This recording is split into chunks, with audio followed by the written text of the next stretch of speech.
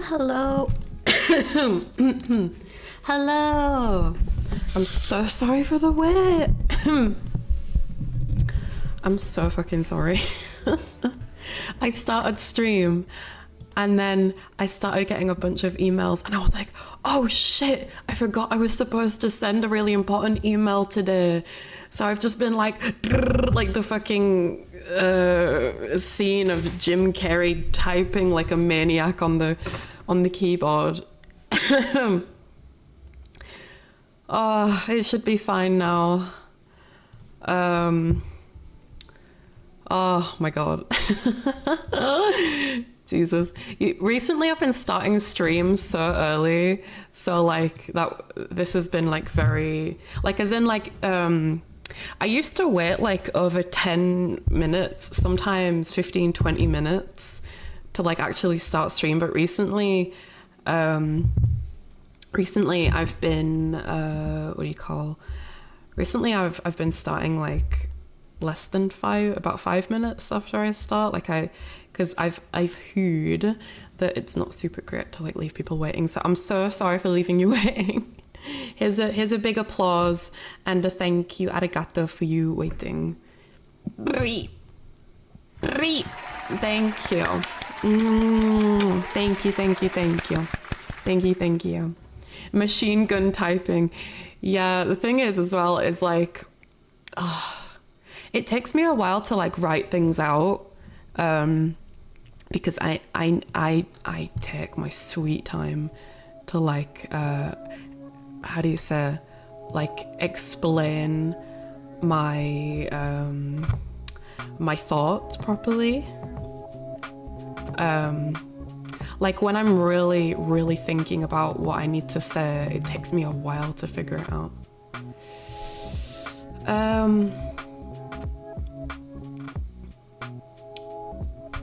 So I know that nowadays a lot of people will just be like, oh, just use AI. But I'm like, nah.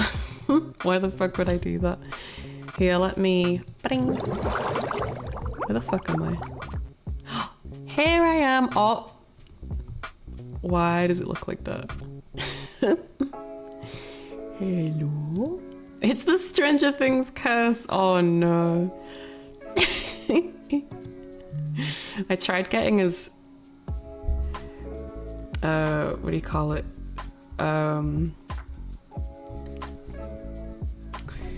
What do you say? VTube Studio, there we go. No wait, is that the right one?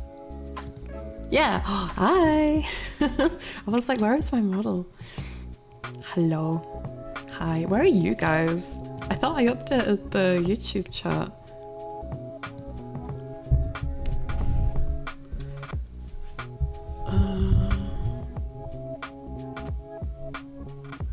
Sorry y'all, professional snail is being professional.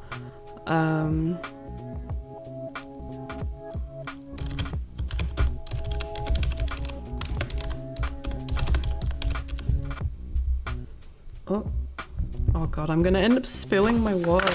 Sorry, needing to... someone's like responded immediately to my email, so...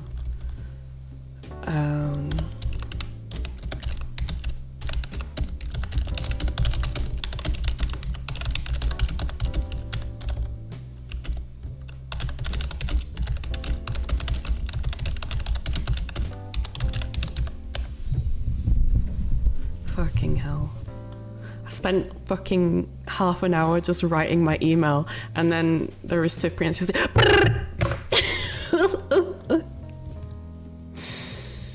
well, working girl, hell yeah, brother. I'm a working girl I'm a sleepy girl in a working world. Yeah, let me bring my model forward. Hello, welcome to the stream. Again, I am sorry that I'm starting late, literally eating as well while we hung out. But today we have a special stream. I need to actually get the dock up. because today we are talking about the 84 fucking plot holes in Stranger Things. I just realized I don't have like any Stranger Things attire. Maybe instead of popcorn I have like Eggos. Eggos.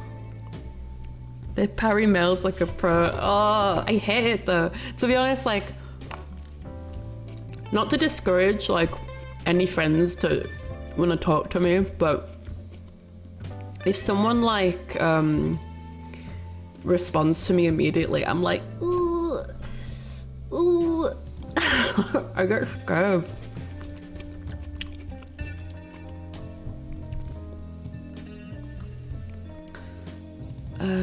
Okay, we got some Eggos. Let me grab these things. Would it be weird if like if I put on like a bald cap? Because I mean, in the show, Eleven is like bald. She's like bald for like most of the fucking. Oh god, the picture's not called Eggos. It's called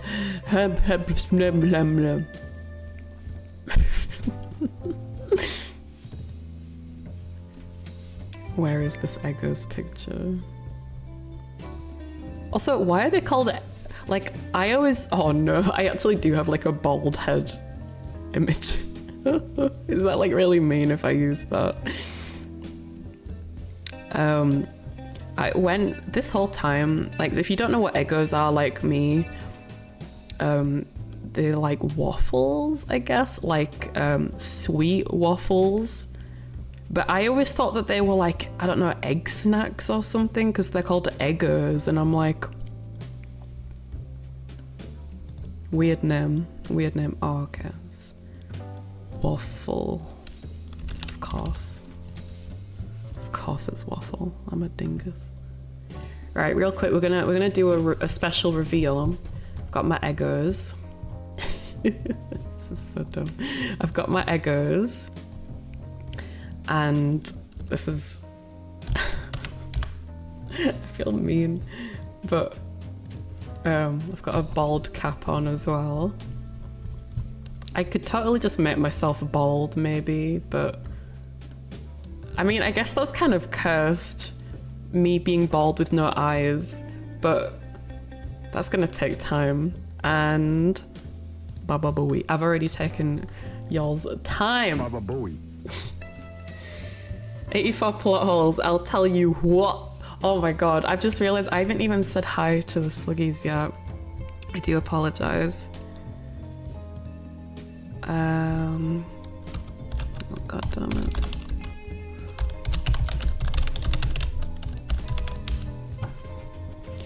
Let me say hi to the Sluggies. The company forces me to use AI and I still battle against it. Oh no, I'm so sorry. God damn fucking companies. It's so funny seeing companies react to how much people hate AI though, because like there's been so many companies, like I off the top of my head I couldn't name them, because I'm a gum snail, I'm a cum snail, I'm a dumb snail with a bad memory. But I've seen a lot of like tech companies and online companies be like, oh, after our decision to use AI, we received a lot of feedback and we realized it was a bad idea. Like they realize as soon as like they use AI that people don't like it, and when they start losing profits and money, that's when they're like, oh, okay.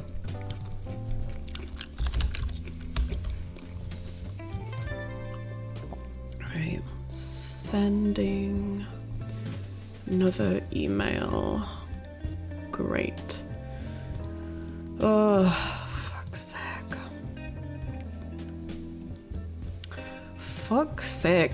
I had an appointment as well today, right? And I emailed them telling them that I don't feel like I can make it because my anxiety is really bad. I mean, I didn't say that to them, I just said I'm sick. And now they've sent me a bunch of emails like, why couldn't you make your appointment, blah, blah, blah. And I'm like, Oh wait, they've made Stranger Things specific waffles. Specific Eggers. These look kind of nice, not gonna lie. They're like strawberry waffles. Nah, I ain't giving free sponsorship.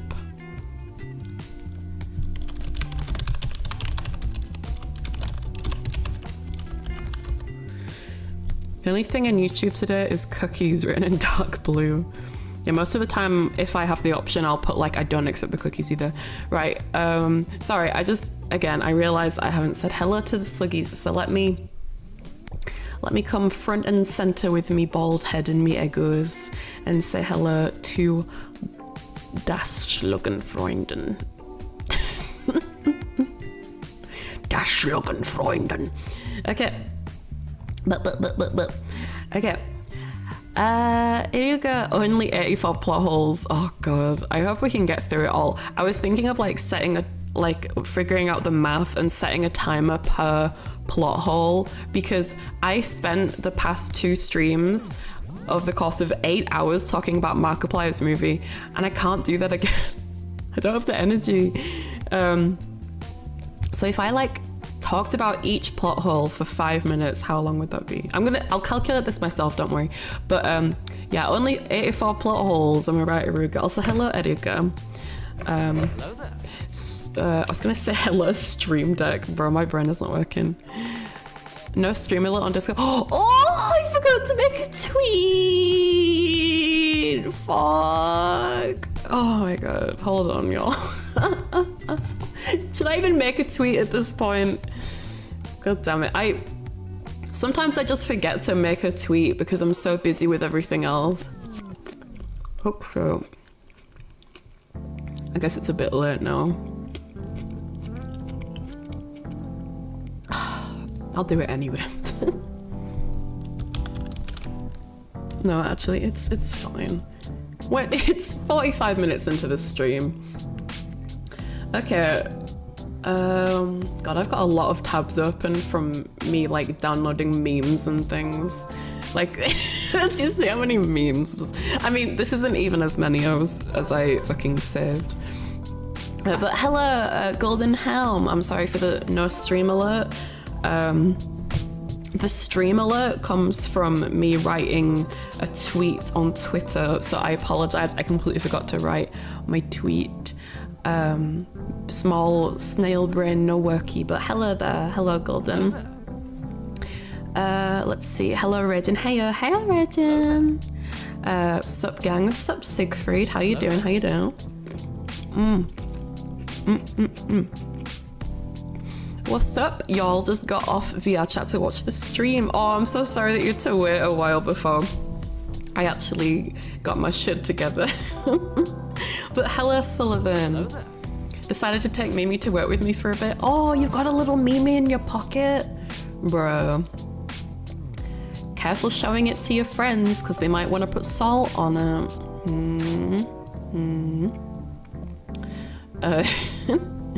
Let's see. Hello. Hello, Aura Azura. Hello. Is that Azura like Azura Delight? Our favorite goat mama. Hi, new viewer here. I got jump scared. Hi, welcome in. It's nice to meet you.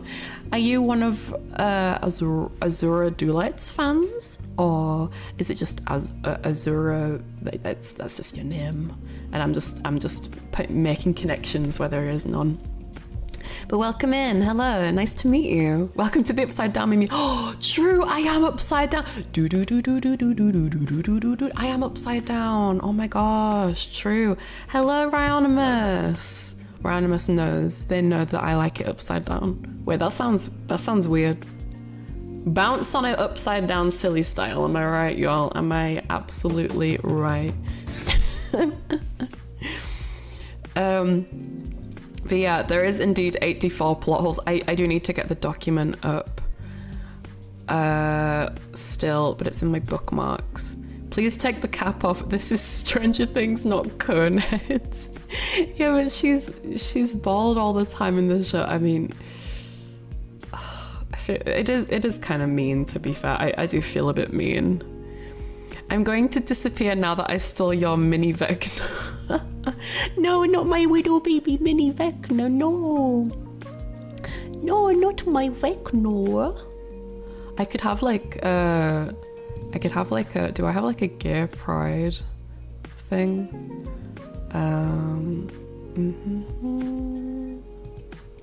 Back to life, back to reality. I have this.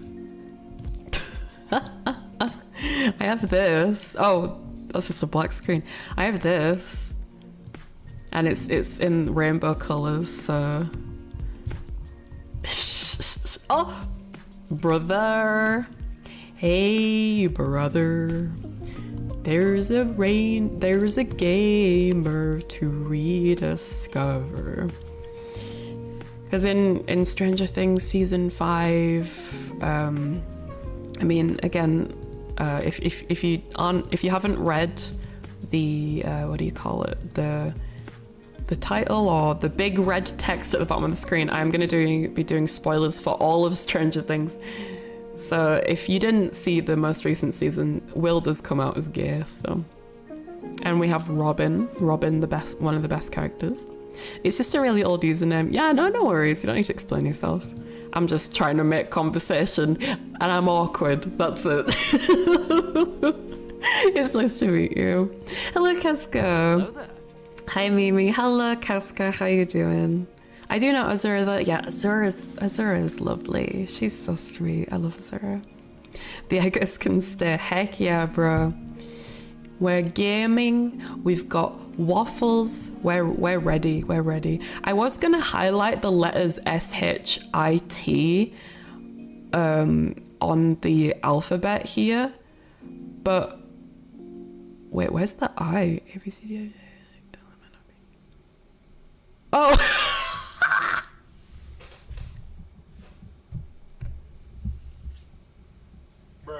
I'm such an idiot. I was like, where's the I? I was literally in front of it. I'm so stupid. That's really funny. Can someone clip that? That was really funny. Okay, right. I'm gonna pull up the Docky Walkie. Hello there. Hello there. Hello there. I'm gonna pull up the Docky Walkie silly style. Whenever someone says bounce on it silly style, I picture like a big spring with a butt plug on it. Okay. Twitter. But welcome to the stream, sluggin' friendins, smegmates, sluggies, my slug, my gooey gamers, all the good stuff, all the good stuff.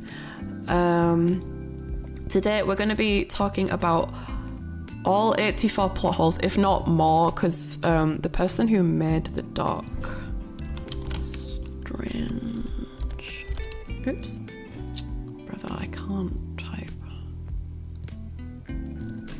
Oh, strange. No, I'm looking in my bookmarks. I don't want to look in the search bar in Twitter. Strange. Please say I still have the document. I mean, if not, it'll be like on the web somewhere.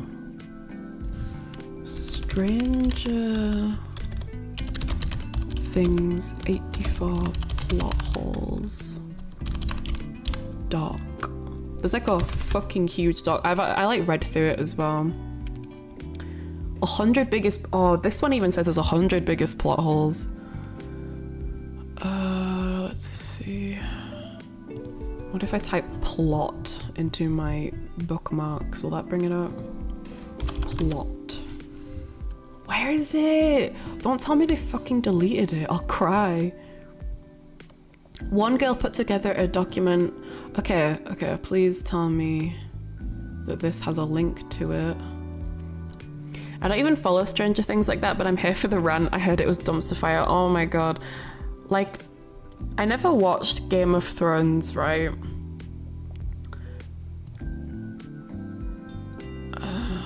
I never watched Game of Thrones, but I heard that like the end of that show was really bad.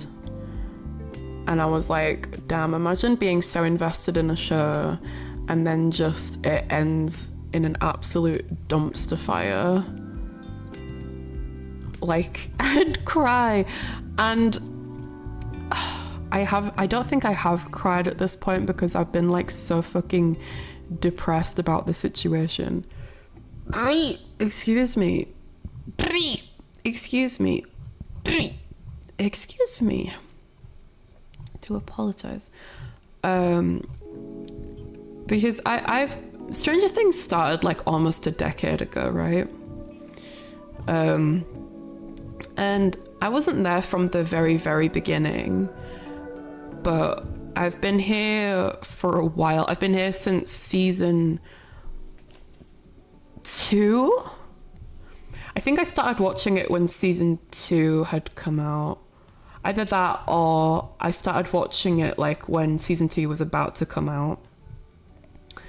And so I've been around for a while and I've been really into this show, like, but a lot of the time when I was watching this show, I was like, there's a lot of things that don't make sense. And I was just like coping so hard that it would get better. That they would get their shit together and, you know, explain the inconsistencies, say why things didn't happen not even necessarily say, just like, because they spent so much money on here it is, I found it. It's originally in Russian, but someone translated it. Okay, sorry if you get flashbanged. It's a white document. So just pretend there's a white woman on your screen and you'll be fine. Okay. I've been into this show for a while. Let me crop this bitch. I've been into this show for a while, and I was seriously coping hard that things were going to get better, but it only got worse. And it's honestly really funny. I think I'm going to get rid of the alphabet image up here because it's just too much stuff. It's too many things on the screen. I love stuff. I love shit. I love crap. I love mess. I mean, I'm a slime girl. I'm a slime girl. Did you buy into the conformity gate theory? Yeah, no, that's what I was just about to say is I hope that the Duffer brothers get absolutely traumatized by the situation. They, like, I despise them with every fiber of my being from this situation. Why is my model like... Okay.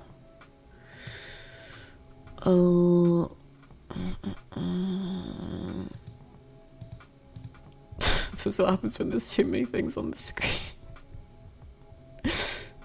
Window, there we go. Make that bigger. Big. Big. Put that behind here. The fucking Vecna image. Let me crop that down. He's so small. He's so cute. He's such a baby. He's a little baby boy. He's a little baby. I realized that there's some pictures behind me as well that I am covering up. Because this picture specifically of 11 doing the like is important, okay? It's important to the plot of Stranger Things.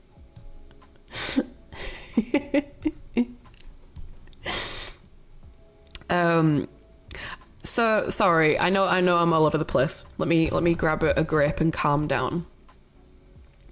Okay, so if you don't know what Stranger Things, let's start from the very top, okay? Let's start from the top.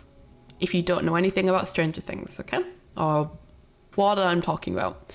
Okay, so today we are talking about all the plot holes, or at least as many of the plot holes as there are in this document, because I believe I saw an update post that said that they'll add more if they can find more. And I just read an article that said that there's like over 100 and in season 5 alone. But anyway, I'm just going to be going through this document. I think if we add another 100 to the list, that's going to... But Stranger Things, if you don't know what Stranger Things is, it is a Netflix, I guess, like coming of age, spooky Netflix series that has been running for about 9 years, so almost a decade. And it recently met its very messy conclusion. And so it's got 5 seasons now, and the last season came out I think it came out in November, but they rolled it out so slowly that the first part came out in November, the second part came out in December, and then like the finale episode dropped on, I think, New Year's Eve, New Year's Day, I can't remember. So they fucking, they like rolled it out so slow. And furthermore, they had 3 years to work on season 5 because the last season of Stranger Things was 3 years ago. Furthermore, if I quickly look at the budget, let me get rid of that. If I quickly look at the budget for Stranger Things season 5, Stranger Things season 5 budget. This is gonna make me mad. Oh my god. Jesus Christ. So they spent about 500 million. I just spat all over my hand. Jesus, I'm pissed. They spent about $500 million on the final season alone. Not even the whole series, the final season. Isn't that fucking crazy that it ended so badly, but they claim that they spent this much money on it? I have a theory, and this is just a theory, and do not fucking quote Matt Pat to me. I swear to God, I will come for you. Not in a sexual way, but an angry way. I have a theory that most of that money was spent on the marketing. Like, for example, I went into a Primark and there was a fucking... I've been meaning to post a picture of this, but there was a fucking collab cafe in a Primark that I went to for Stranger Things. Like, a collab cafe. I thought those things only existed in, like, Japan. But this was in the UK. There was a collab cafe in a Primark. Which, if you don't know what Primark is, it's like a very cheap clothes store. And they had like a whole massive section for Stranger Things, like clothes and merch you can buy. And then next to it, there was like this big like cardboard cutout around a doorway entrance with like a menu and like an interior cafe. When you go through the cardboard cutout, there's like a cafe and everything. And I took pictures of the menu. Off the top of my head, I can't remember what they are, but I think one thing I remember was like, I think there was like a bloody smoothie, like a nose. Ew! I was like, ugh, that sounds disgusting. It's like nose blood smoothie. It's like a nosebleed smoothie, because whenever Eleven uses her powers, Eleven's a character in the show who has powers. Crazy, I know. Whenever Eleven used her powers in the show, she would get a nosebleed from the same exact nostril for some reason. And yeah, I don't know. I've seen like a lot of advertisements around, include like and all kinds of different like promo for Stranger Things. But then for the actual final season to be so like like there's certain things that I'm like, okay, yeah, I can tell that like they spent a lot on this. Like there's a scene in one episode in the final season where like it's like a one shot. Like they were so determined to have like a very practical one shot scene, and I appreciate that. I don't know why it needed to be a one shot, but they were very determined and they did it. And you know, that probably cost a lot of money for like everything and maybe the CGI and stuff like that, but I don't know. Furthermore, they've got to include like the costs of paying the actors and the crew and everything. So I have a feeling that they just said like the entire number. Like I don't know if this number is inclusive of like what is it? Like I feel like this number just includes everything. It's like, oh, I don't know. They were really trying to get a tax write-off for everything. Rule number 1, if you're going to make a show, please have continuity. Yeah, for real. Oh, yeah, sorry, I need to take my pinned message down. But yeah, I didn't buy into the conformity gate theory, but if I talk a little bit more about the absolute mess of the final season. So the final season of Stranger Things was so bad, and there were so many things that weren't answered. There were so many plot inconsistencies, all of that, that there was a theory that came out, a massive, massive theory called conformity gate, where basically people discovered that there was almost like a secret episode, like on, I don't know where. Like, I tried not to look in too much into it because it was kind of, like, depressing. Because, like, I'm quite skeptic. Like, I need a lot of proof that something exists and is real. But, what is it? In Netflix, if you typed episode 9... just episode 9 in the search bar, it would give you Stranger Things. And on some websites, if you were trying to watch Stranger Things, I thought Stranger Things was only available on Netflix, so I don't know what website people are watching on, but on another website, when you watch Stranger Things, there was another, like, so there was 8 episodes in season 5, and there was a empty slot for a 9th episode called Conformity Gate, which never happened. ChatGPT is still writing the secret episode. Okay, yeah, that's also like a big theory as well, that the Duffer Brothers used AI to write a lot of the final season, which would make sense because it's so inconsistent and sloppy, and oh my god. Like, I watched I read an interview with one of the Duffer Brothers who was asked, did you use ChatGPT to write parts of Stranger Things season 5? Because after the 8 episodes released, on January 7th, I think, they released a documentary called One Last Adventure, which I watched, and it made me so mad. It made me so mad.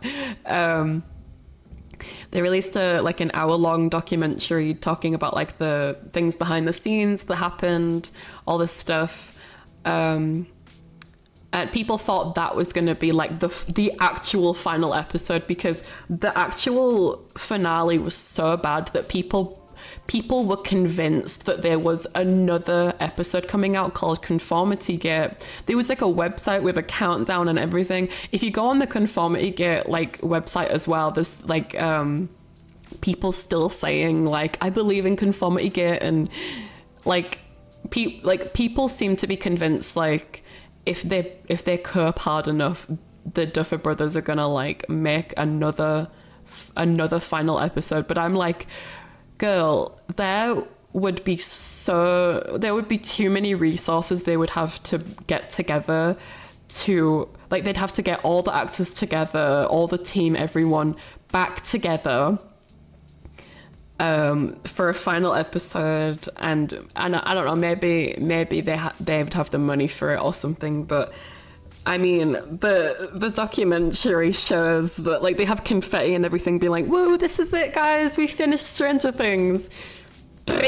But if you're like me, when you watched Stranger Things season 5, you're like the gif in the bottom left of the corner of the stream, where it's the meme where the guy opens the fridge, rubbing his hands looking for something yummy, and then he's like disappointed and goes away, and I'm like, oh, okay.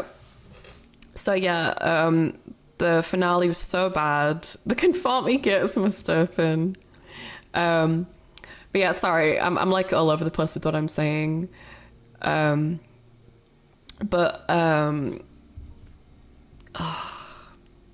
me take a second. Because this is stuff that I've been like marinating in for like the past almost 3 months. If this came out in November. Like the first part came out in November.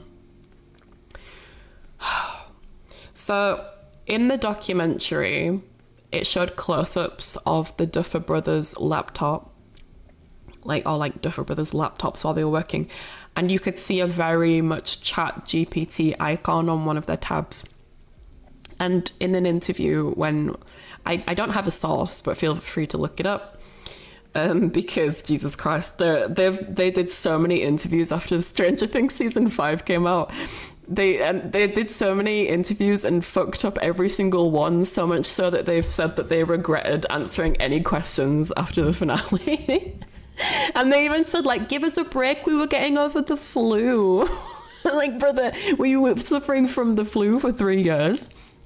Jesus Christ. Okay, and in an interview where they said, they were asked if they used AI to write the final season of Stranger Things, they said something along the lines of, when they were asked about the ChatGPT tab, they said, "Oh, doesn't everyone just have ChatGPT open for research or something?" And I'm like, for research?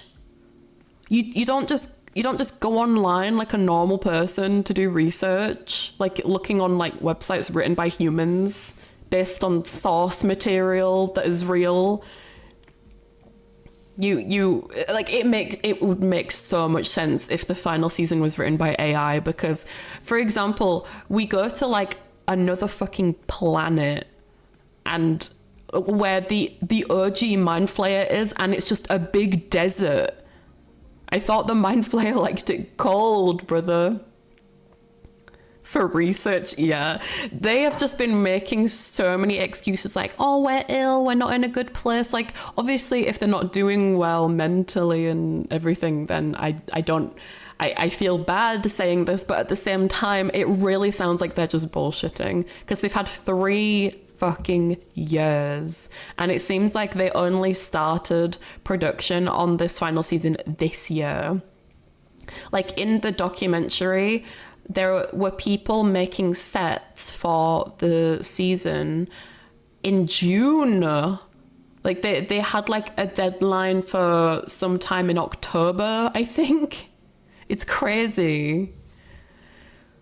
But yeah, so TLDR, today I'm going to be talking about a lot of the plot holes that people have found, plot holes and inconsistencies found in the show, because there is a lot, and I'm gonna do some quick maths, big jack, because I'm gonna honestly time myself with this, because I am worried that I'm gonna talk for way too long, because there is so much to be said about how bad the final season is.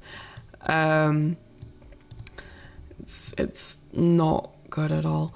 So if, for example, so here this person made a document that has oh god, it has 84 plot holes and inconsistencies.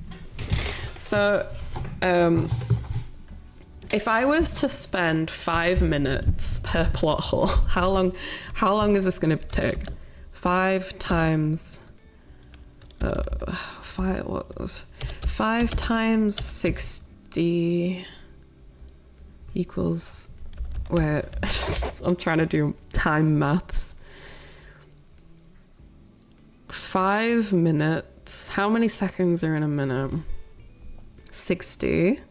And then 60 times 5. So that's 300 seconds. Why am I doing this? Why am I making this so complicated? Okay.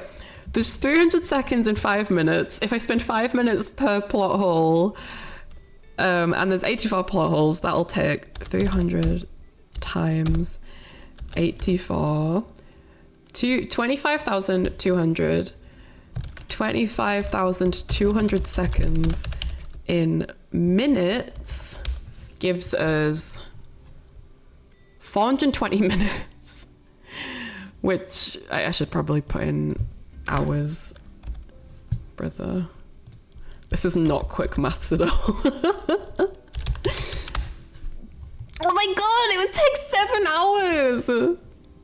Wait, what? Oh no. Wait, is that right? No, that can't be right. 5? That's 7 hours. Don't do maths, you'll explode. Oh no. Wait, so how long do I have per plot hole to keep this a reasonable length stream? Let's say the maximum length of the stream is like 5 hours. What time is it now? I don't know why I'm looking at my calendar for the time. My brain is so broken. Let's say we spend the next 3 hours talking about the plot holes. How? That's a short minute. It's really not. It's really not. Also, hi VTuber Comics. Welcome in. Hello there. And hello, Kens. Hello, hello. Hello, hello. Who let the Mimi do math? No, stop. Stop. Don't be mean. Don't be mean. I'm trying. Okay. Let me think. 60. So there's 60 seconds in a minute. And if we spent 5 minutes, where? So it's 300 seconds.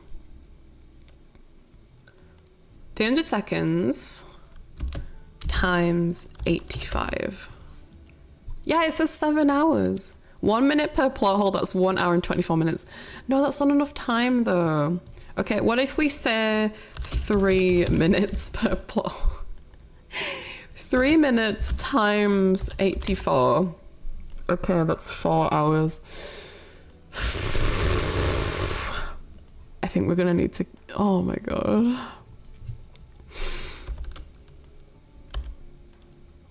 Okay, 2 minutes times 84 gives us 2.8 hours. I think that's more doable.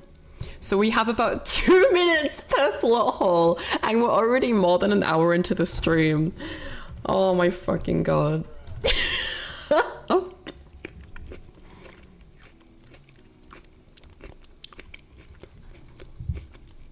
Right, so Sluggies, we're gonna need to start, okay?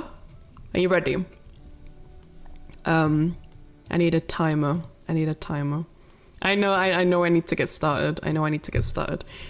Stopwatch. Stopwatch. Oh, do you guys hate me? Do you guys hate me? Am I a stupid? Am I a stupid little snail?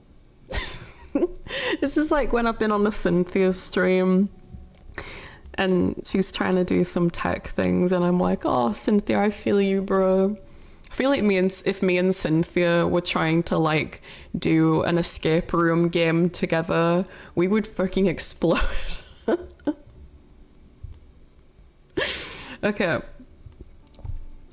No, I don't want to do a part 2 of this stream because I did that with the Markiplier movie.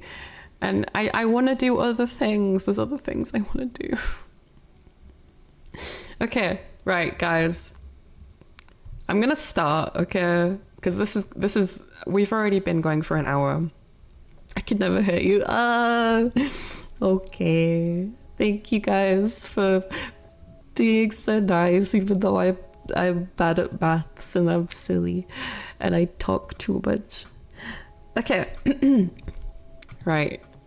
I'll start the timer as soon as I've read the thing out, okay? So, let's see.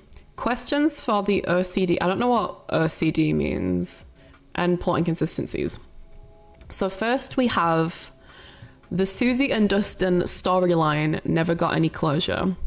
We weren't shown their separation or any final conversation. Oh, sorry, before I start, because I only have 2 minutes per thing to talk, I'm gonna assume that you guys either know what I'm like. You guys have either watched all of Stranger Things, or you know what I'm talking like. You know what I'm talking about. And even if you don't, just feel free to hang out and just know that there is spoiler talk here. Because if I have to do exposition for everything, then we're never gonna finish. Okay. Oh, sorry, I meant to say OSD. Didn't I say OSD? Yeah, OSD. I don't know what that means for the, but anyway, let's start. So 1, the Susie and Dustin storyline never got any closure. We weren't shown their separation or any final conversation. The topic simply disappeared from the narrative. While Susie played a key role in saving the world, the series completely forgot about her after that, which seems odd for a character with such significant impact. Yeah, so in season 3, Susie, Dustin's girlfriend, who we only met in like the final episode, like she's, you know, the reason how they were able to figure out, what was it, Constant's theorem. There was like a mathematic equation that was the numeric, like the numbers that they needed to get into a safe, and only she knew it. So she basically saved them, even though they did a terrible fucking sing-along to Never-Ending Story. And God, that is like one of the worst moments in all of Stranger Things for me, was just the world is, you know, in peril. Like the world is in trouble and they need help, but let's just have a fucking sing-along for some reason. That was terrible. We never see Susie again, even though she was like a reoccurring character. We never see her again, and it's crazy. Like they keep in Stranger Things, they kept bringing in new characters, but then they'd forget about characters instantaneously. Or like, for example, with Joyce's boyfriend Bob, Eddie, the head of the Hellfire Club, and Barb, they all got killed off in like the season they were introduced in, and it's like, fucking hell. They just forgot about her. They just brought her in for the season, and then they brought her in for season 3. We met her again in season 4. Like she helped them find the Nina machine, which sounds like such a fucking funny name. And then they just forgot about her. Like, what the fuck? They just used her and then dumped her, and it's gone. Okay. 2 minutes is up. Next. 2. Will's connection to the hive mind remains unexplained. If the brain, so this is a quote, if the brain dies, so does the body, quote. However, after the deaths of the Mind Flayer and Vecna, Will remains completely healthy. Previously, he felt pain every time the Demogorgons were set ablaze. Why this didn't happen this time is not explained. Yeah, so let me start the timer. So in season 1, when Will is found again, at the end of the season, it's revealed that like, a cliffhanger, he's still got something inside him. He like spits out a little sluggy into the sink. That's you guys. Oh my God. Oh, he spits you guys into the sink. And then in season 2, we get shown the Mind Flayer, which is essentially part of Will, and it's controlling his actions, and it can see into his mind. It knows what he's thinking, he's feeling, and Will also knows what the Mind Flayer is feeling and thinking. And as well as that, whenever they set fire to anything, like they set fire to the Demogorgons or the the black creepy vines in the Upside Down. When they did that, Will would be like, ah! Like he would feel damage as well. They previously established that if they hurt the original creature, because Will is still like telepathically connected to it, he would also get killed. They did a whole thing about it in season 2 where they were like, we need to force the mind flayer out of Will. So they strapped him to a bed and like faced heaters at him on full blast because Will said the mind flayer likes it cold. He likes cold baths, like the window's always open. So like they strap Will to a bed and they like face like heaters and radiators at him until the mind flayer is like, fuck this shit, I came to Alaska for the snow, not for the fucking sun. And the mind flayer just went pew and just disappeared. But in the final season, the Demogorgons and Vecna and the mind flayer get hurt and Will feels nothing. It makes no sense. 3. Will's connection to Henry/Vecna is very superficially explored. Why do they share the same birthday? How exactly does Will connect to Henry's mind? Why is their connection so deep and unique? The series never answers these questions, even though it's one of the most potentially powerful and interesting storylines. Yeah, so they have like these weird intimate moments, like here, like 1 or 2 moments where Will and Vecna, aka and Henry, they're like speaking to each other in each other's mind, and they have some sort of similar understanding of each other. Henry caused Will's trauma, and Henry seems like he got trauma from another source. So this could have been a really interesting storyline about how trauma is often passed down from one person to another. And it seemed like they were going a route, like they were trying to make Henry like good, but then they were just like, oh no, I wanted to be bad. I wanted the mind flayer to take control of me.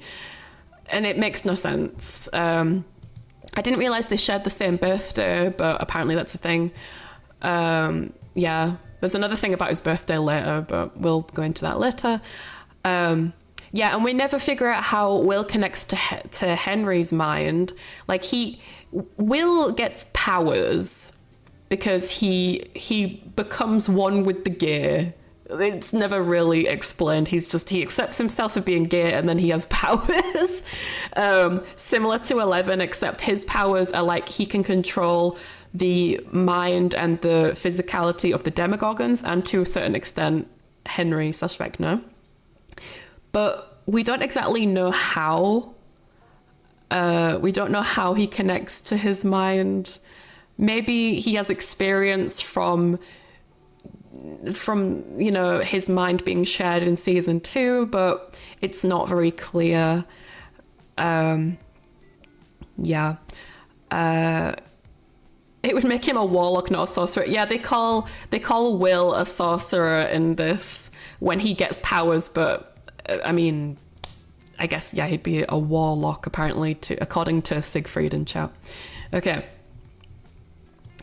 4. Henry himself is revealed too weakly. Many aspects of his motivation, logic, and past remain unclear. The Duffers, however, argued that watching the first Shadow isn't necessary to understand the series, and therefore all the necessary information should be within the show itself, but it isn't.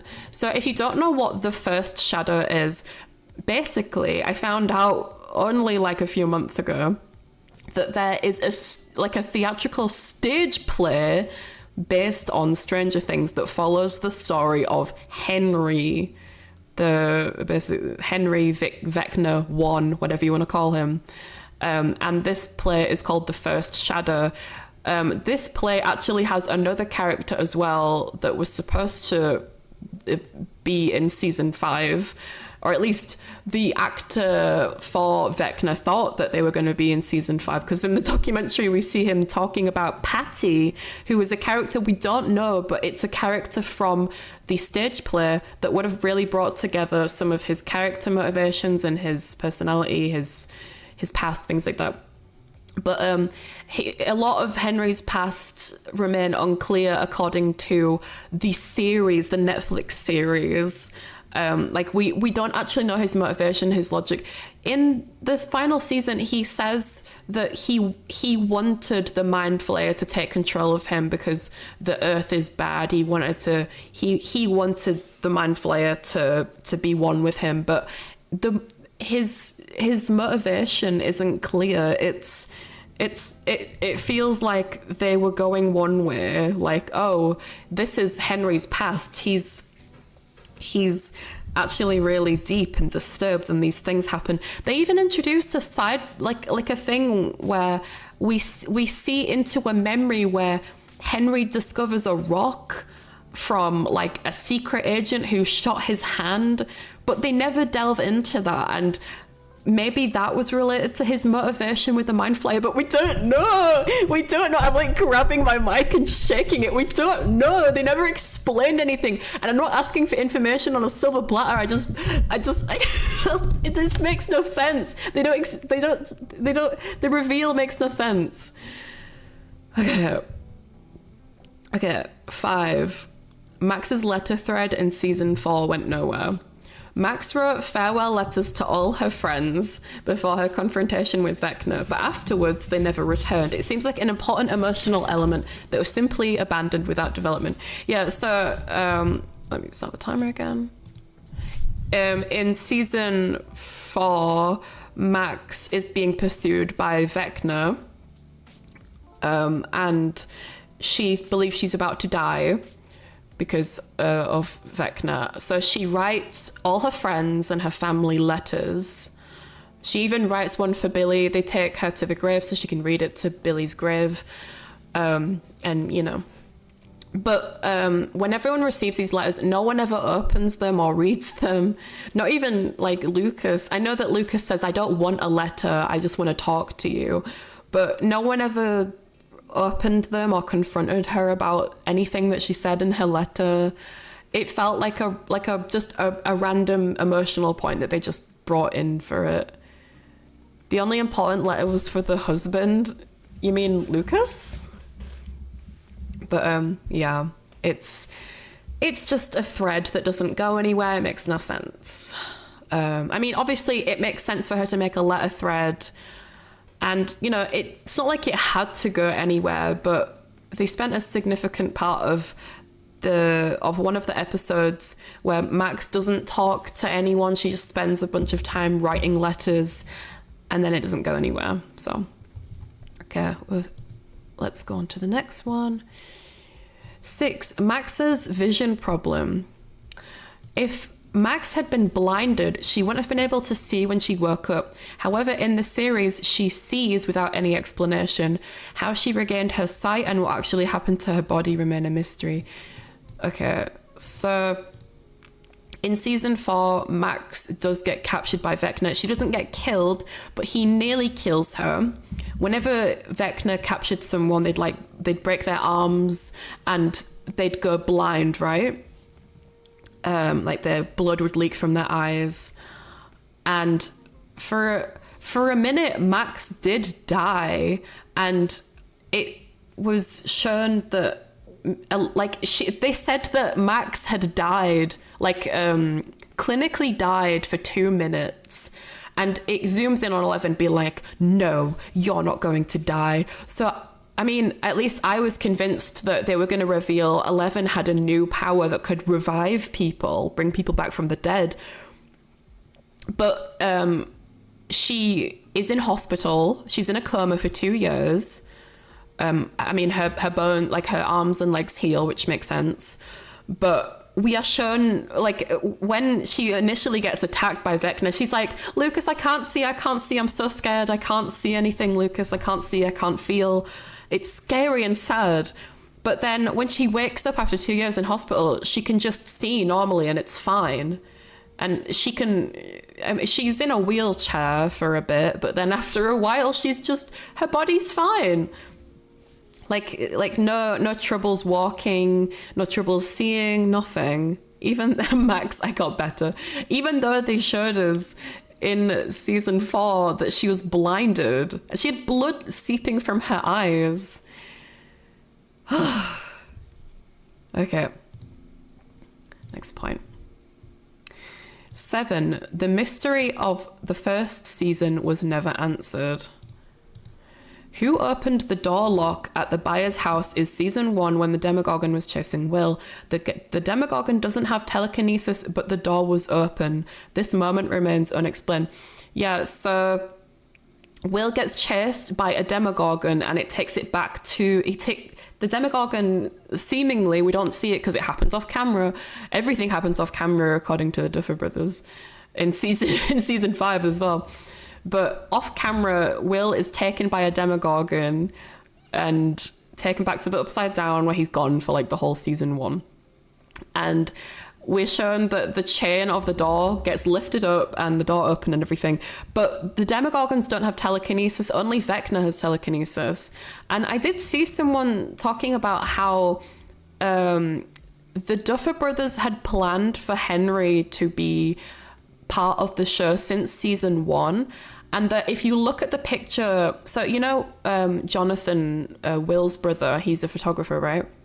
He took pictures of Nancy, Steve and the others when they were at like a party, and in the background when Barbara is by the pool you can see a Demogorgon in the background, but if you look closer it's not actually a Demogorgon, it's actually supposed to be Henry, but they never showed that. They never went anywhere with that.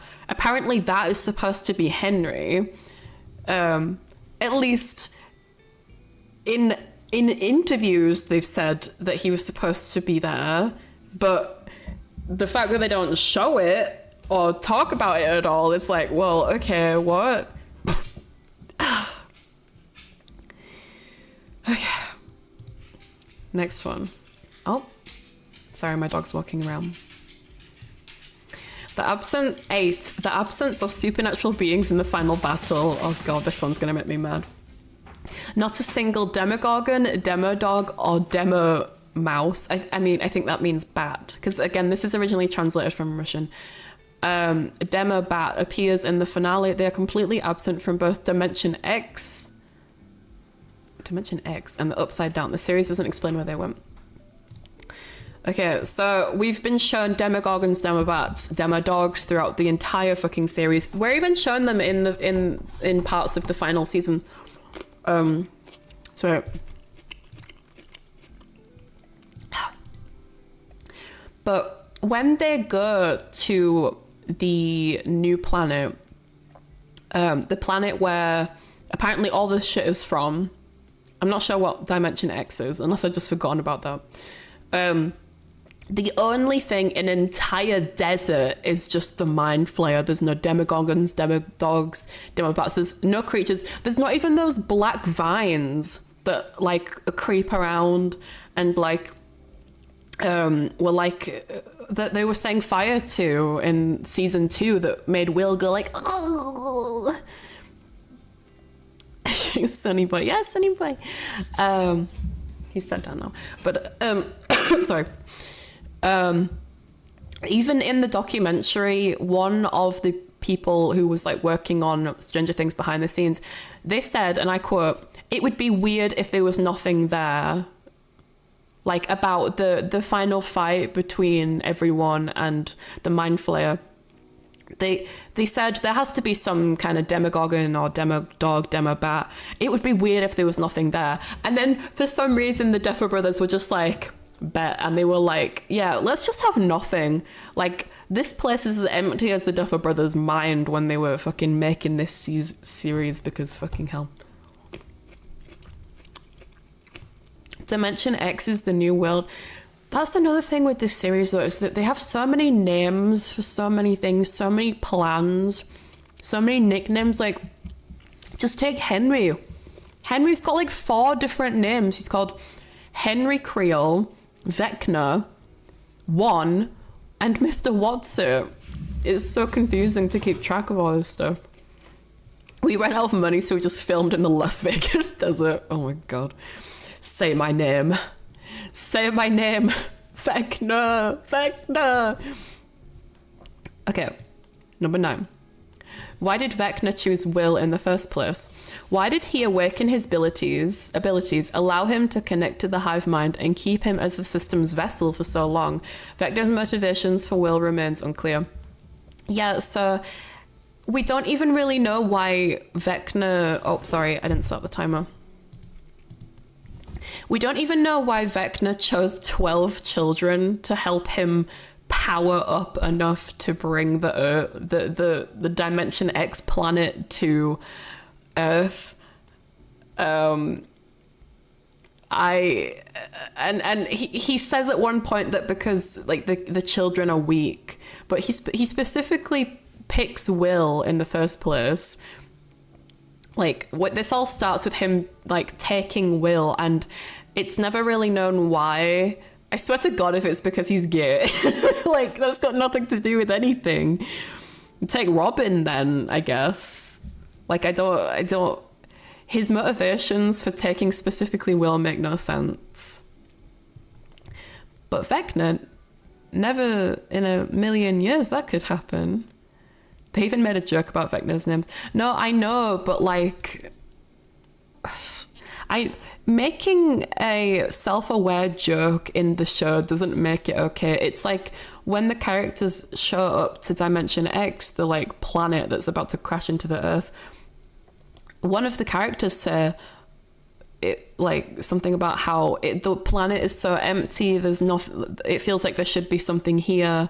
There should be something here. Like making a self-aware joke doesn't make it like well written or okay.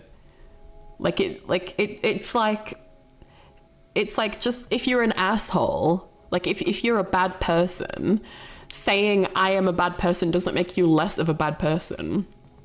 Like acknowledging that you're an asshole doesn't make you less of an asshole. You know, self-awareness can come from any person. It doesn't make you a better person for being self-aware, or doesn't make you have more personality if you're self-aware. Okay. Next one. Never underestimate gay and vegan powers. This feels like a conversation from like 2014. The origin of Will's powers never came to fruition. 10. The origin of Will's powers never came to fruition. The importance of the nature of his abilities and the difference between a wizard and a sorcerer were repeatedly emphasized, emphasizing that they were fundamentally different. However, in the end, this had no impact on the plot and was never developed. Yeah, when Will's powers came to be, they were like, "Oh, you're a sorcerer. You're not even a wizard," because his D&D character is Will the Wise, who is a wizard, and they're like, "Oh, you're a sorcerer. You're not a wizard," and they keep bringing it up, and it's like, "Oh, it's important. The difference is important," but they never really. They make it seem like it's such an important thing, but in the end it's really not. Even someone in chat says that he wouldn't even be a sorcerer, he'd be a warlock. I don't know what the difference is. I did play D&D at one point. I was like a shape-shifting druid called Luna, and it was a fun time, but the dungeon master was kind of a bit strict, which didn't make it fun, and we just ended up stopping playing. But I don't know what a warlock is. Feel free to look that up. I may do after the fact, but they just are like, oh, he's yeah, we don't actually know like how his powers came to be either. I mentioned that earlier, but they just show it as like he has like flashbacks of his memories of his mother, of Mike. And like him accepting him, like he's like accepting himself, like thinking of like the people who he loves in his life, and he's thinking about like, oh, I accept myself, I love myself. Accept yourself, love yourself, and then his powers just come to be, but it doesn't really make sense.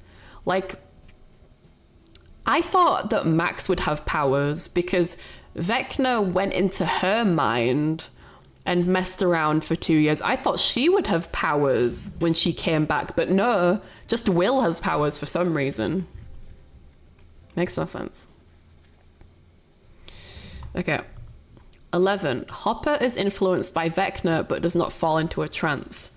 Unlike other characters, Hopper remains conscious. Why does his contact with Vecna work differently? The series doesn't answer that.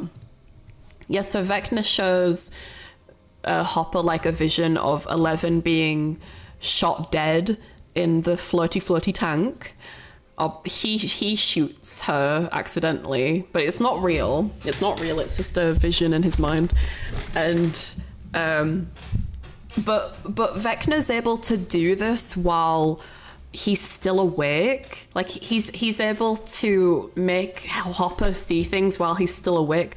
Whereas in season 4, whenever Vecna would make a character see something or show them visions of terrifying moments in their lives or things that happened, they would go into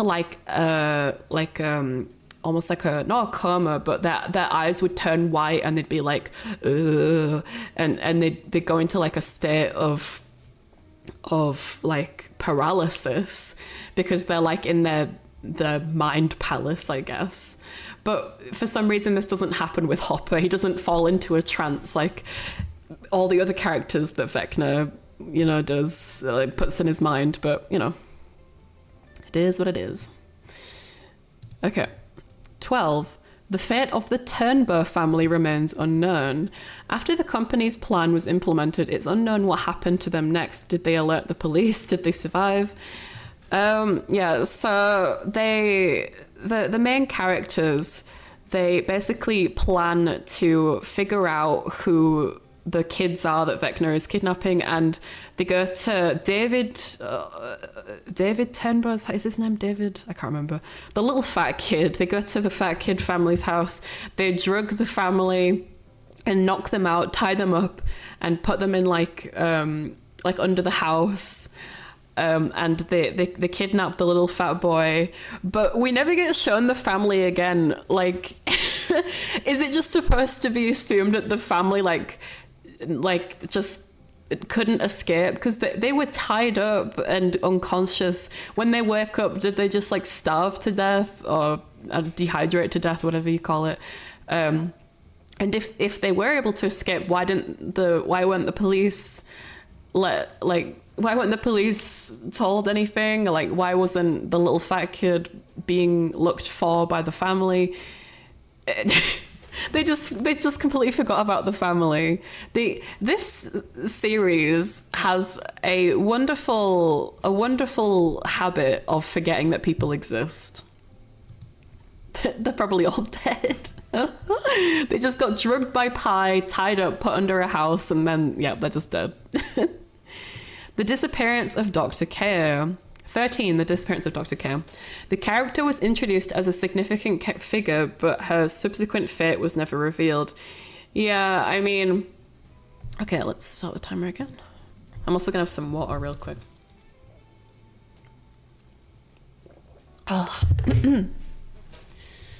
Let's see. I think I am gonna change it to 1.5 minutes actually, just to reduce a little bit of time, because I'm going a little bit over. Okay. Yeah, so Dr. K wasn't really... I mean, I guess there's not much to say about this. In season 5, she was introduced as like the new Dr. Brenner, and honestly, I kind of hate her as a character. She just looks like the female version of Dr. Brenner. I don't know why they specifically designed her to have like the same hair design and color, and to also be an old person and talk the same way, like they know everything, and if we don't do what I say, the world will end. We have to do exactly what I say. I'm so ambiguous and cold and calculating and cool.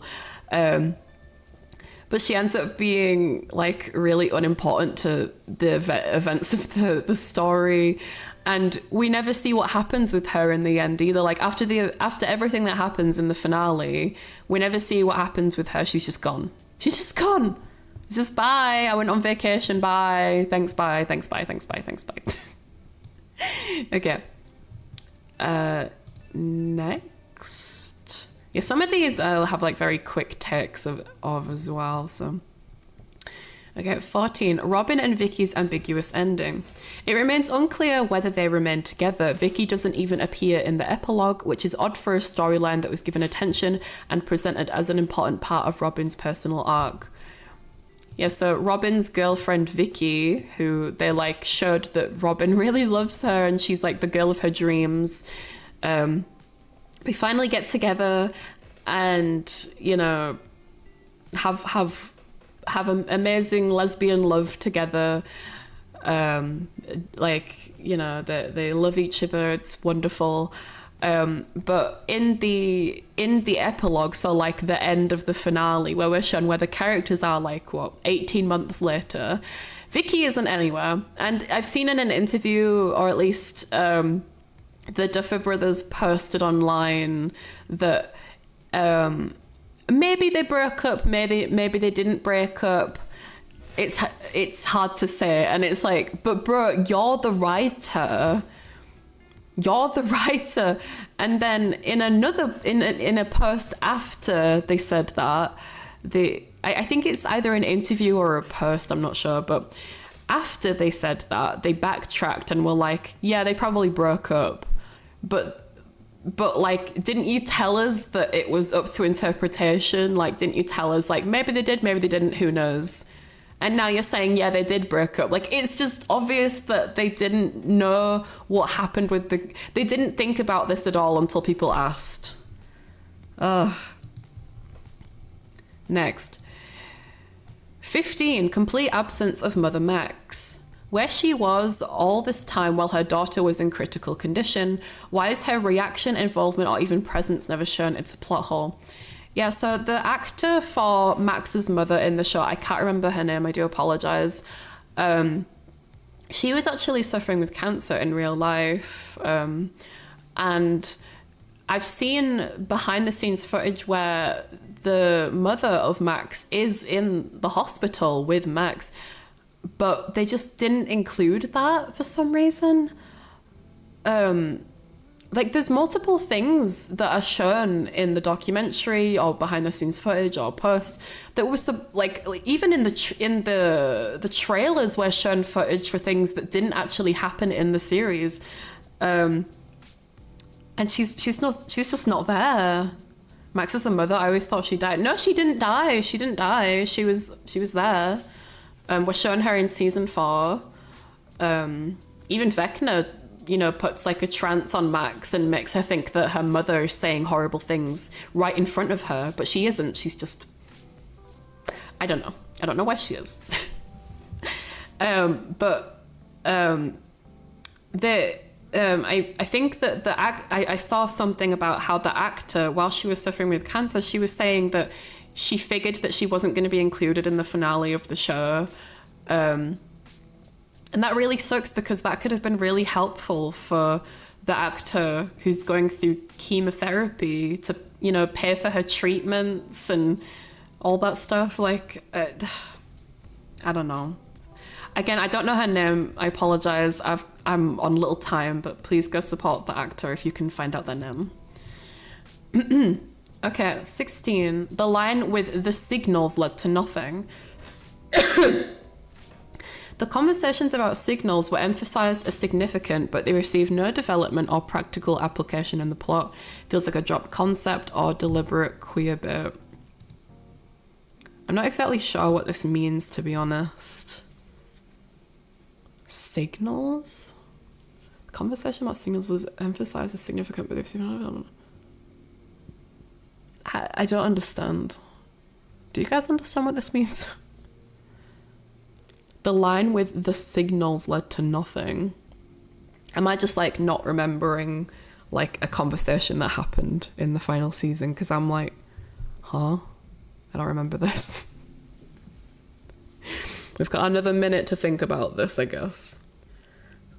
The conversations about signals were emphasized as significant, but they received no development or practical application. The plot feels like a drop concept.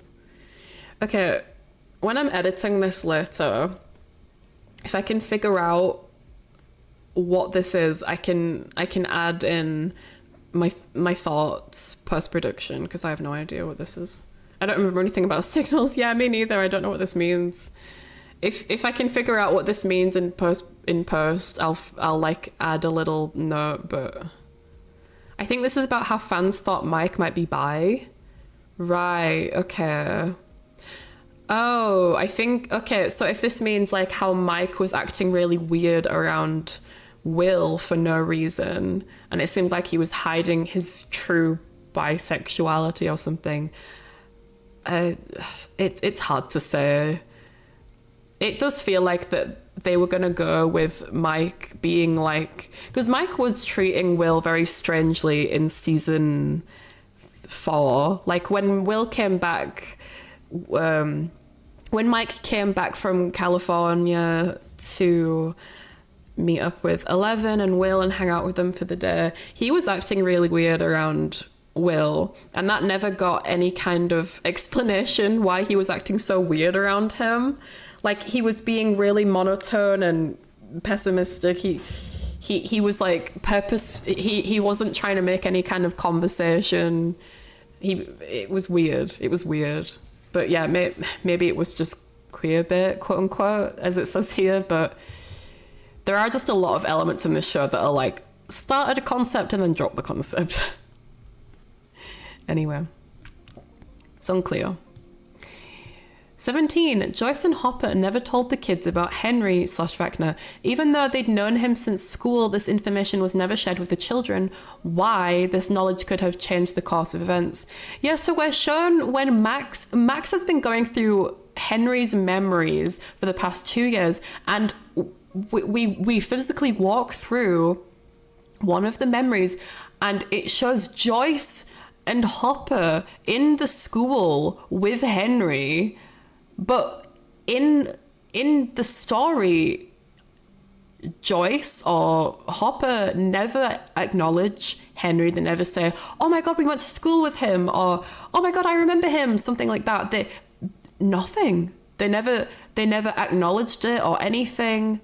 This knowledge could have given them a deeper insight into maybe Henry's motivation, about why he wanted to be with the Mind Flayer. It made no sense.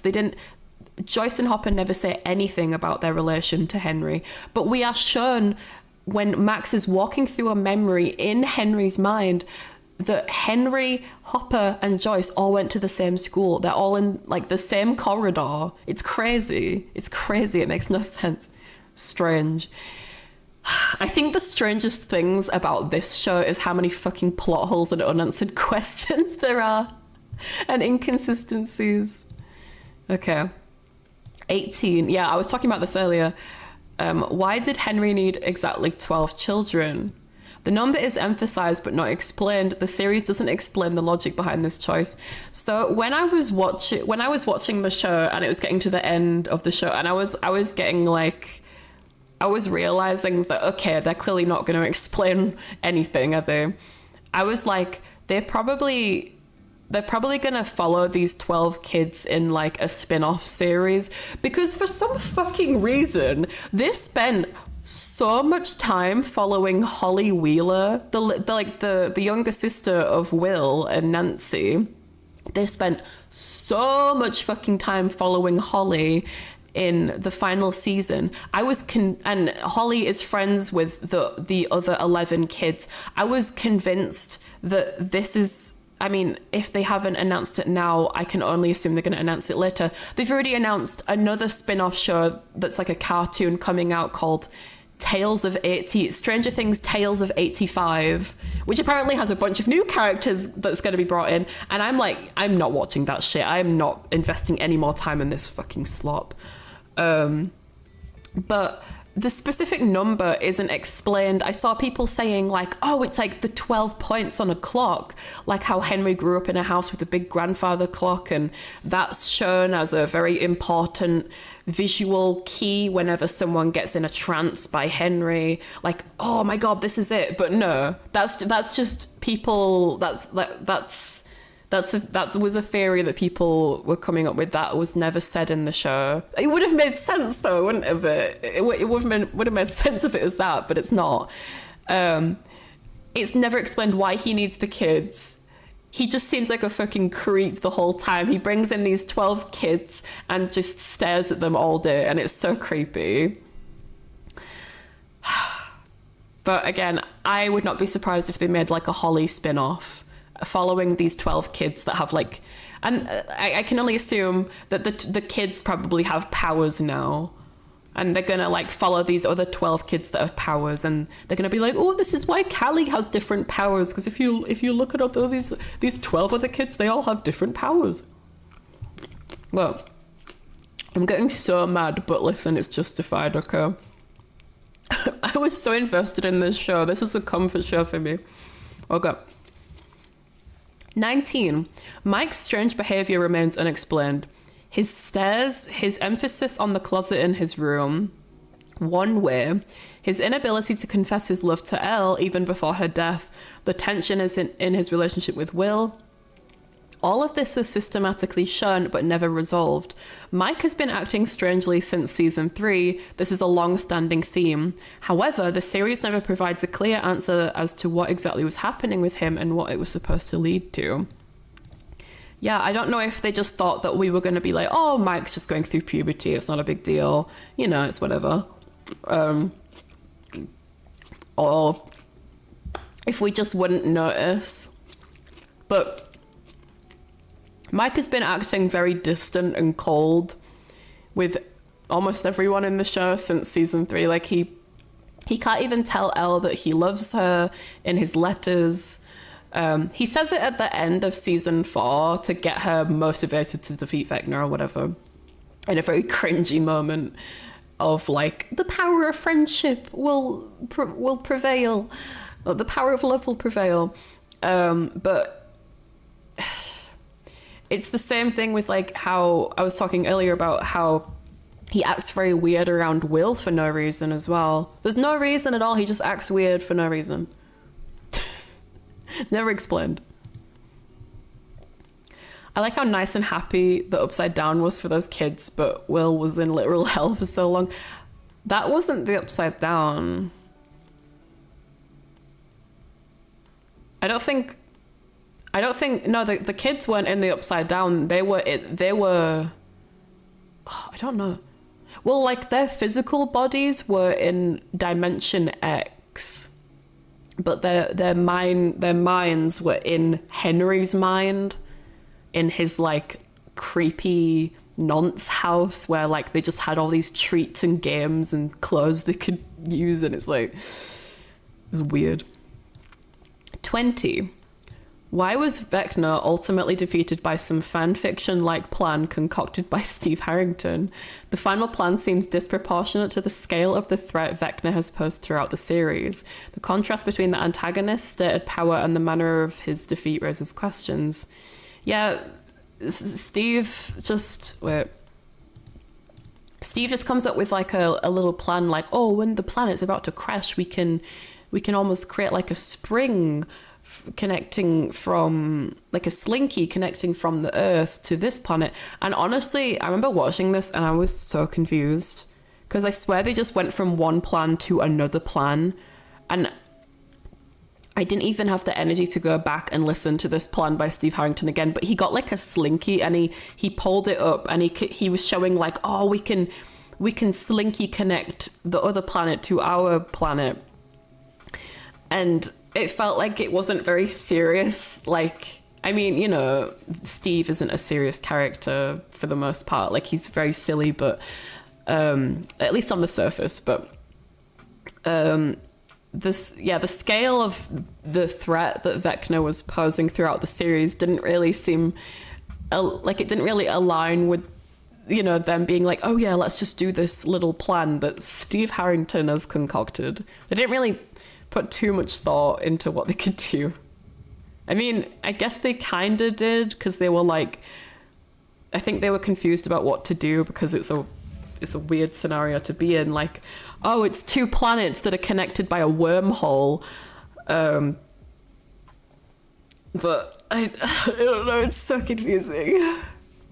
Yeah, so much of season 5 felt like they were just explaining a plan like the whole time. I think that's why I got so fucking confused at certain points, because there was just plan after plan after plan, and it was like, fucking hell. Like, literally, the season starts with, like, Robin conveying a message over the radio, like, station via numbers and shit, and it's like, Jesus, so many plans. Okay, 22. Inconsistency with the consequences of staying in the Upside Down. In the first few seasons, Will was seriously ill after the Upside Down and the vines. In season 5, the other kids simply burp out dark particles and are essentially fine. Why are the consequences so different? Oh my god! I hate this. It's so annoying. So after they go into the Upside Down in season 1, they find Will, they pull out a big sluggy. They pull out a big sluggy out of his throat, and he's like not breathing. They have to give him CPR to bring him back to life. It's really gory and scary. And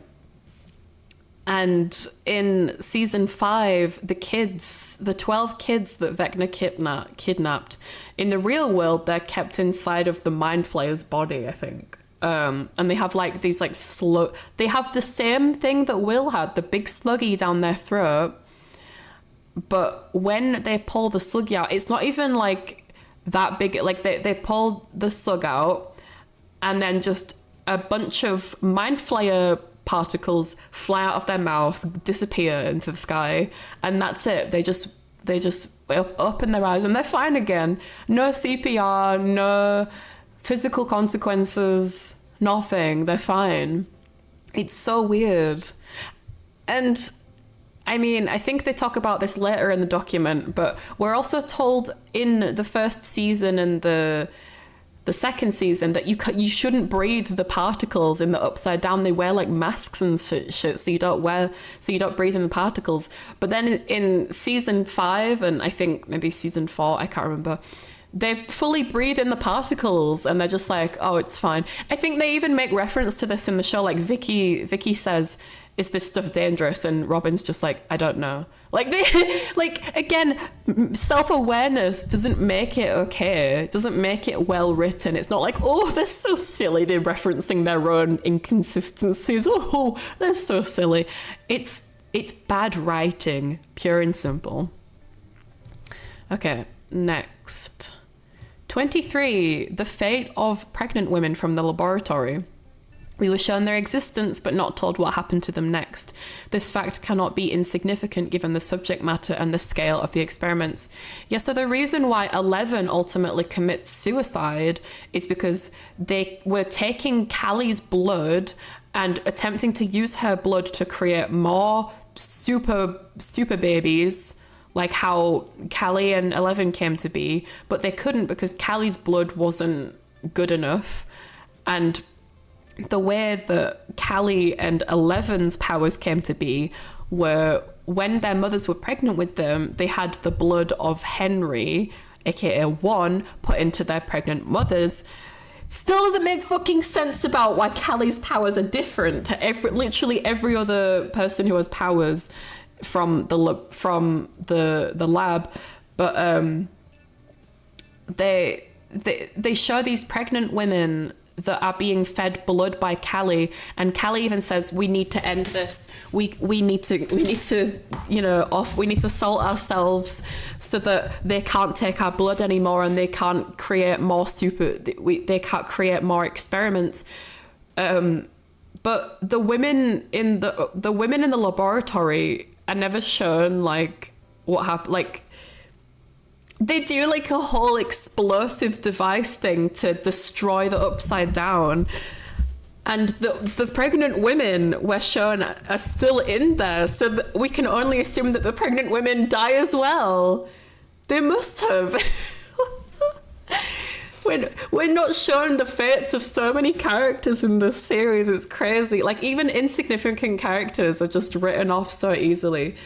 But like, even the important ones don't get another breath either. Yeah, these pregnant women are just assumed to be dead. I saw this really funny meme of like someone like recreating what happened with the pregnant women, and it's just They're like, oh, is that music? And then it just explodes because they timed a bomb to go off in the laboratory, upside down, whatever, to like the end of a song. Okay. 24. Mike's story in the epilogue has no logical basis. Mike didn't witness what happened to Callie, and Elle didn't tell him anything about their plan either. So where did the story he tells in the epilogue come from? Therefore, it's fiction, both about Eleven and Will. Excuse me. I'm so mad. Excuse me. So, at the end of season, at the end of the finale, Mike tries to bring hope to the other characters by being like, oh, Eleven is still alive. And I think this is his way of dealing with her being dead by saying like, oh, Callie created an illusion of Eleven, and that wasn't actually Eleven that we saw get killed when the Upside Down exploded. But he couldn't know about that. I don't even know if Mike knows about Callie's powers. I mean, if he does, then sure, I don't remember, but he couldn't know about any plan. It's obvious that it's obviously just made it up. Mike used his cis powers to make a story. I guess so, yeah. Okay, next one. 25. Will's birthday was simply ignored, literally forgotten. So if you've seen season 4 when Eleven is on the ice rink and they're recording her with a camcorder, it says on the camera 22nd of March. In season 2, when they're interrogating Will to give them like information about like how to close the gate, Joyce like sits down with Will and she's like, do you know what March 22nd is? It's your birthday. Your birthday. And they never acknowledge this in the show. Like it's apparently his birthday on the day that Mike comes to visit Eleven and Will, and they go to the skating rink together. Because it says on the camera 22nd of March, but it just doesn't get acknowledged at all. Either the writers forgot that was Will's birthday, or they forgot to mention it at all. It makes no sense. Okay. 26. Sorry, 26. There is no backstory for Patty and Henry. It's either Petty or Henry. Petty or Patty. I haven't seen the stage play, so. The Duffers argued that watching the first Shadow, the stage play, isn't necessary to understand the story, and that everything should be revealed in the series, but that doesn't happen. Petty never appears or is even mentioned, even though her role is crucial to understanding Henry's personality and his conflict between darkness and light. Without his character remains one-dimensional.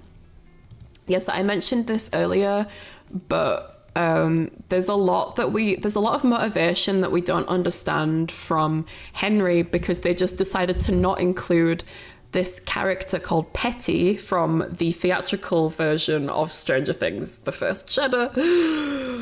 Fuck, I need some water.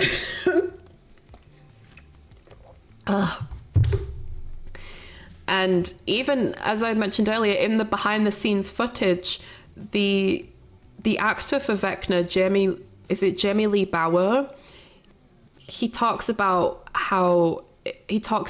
Petty's relation to Henry, and about how Henry's story is so sad. And one of the Duffer brothers, I don't know which one it is because they're twins, but they're just like, yeah. They're just nodding at him. And it's just like they're mentally saying like, didn't ask bro, but like nodding.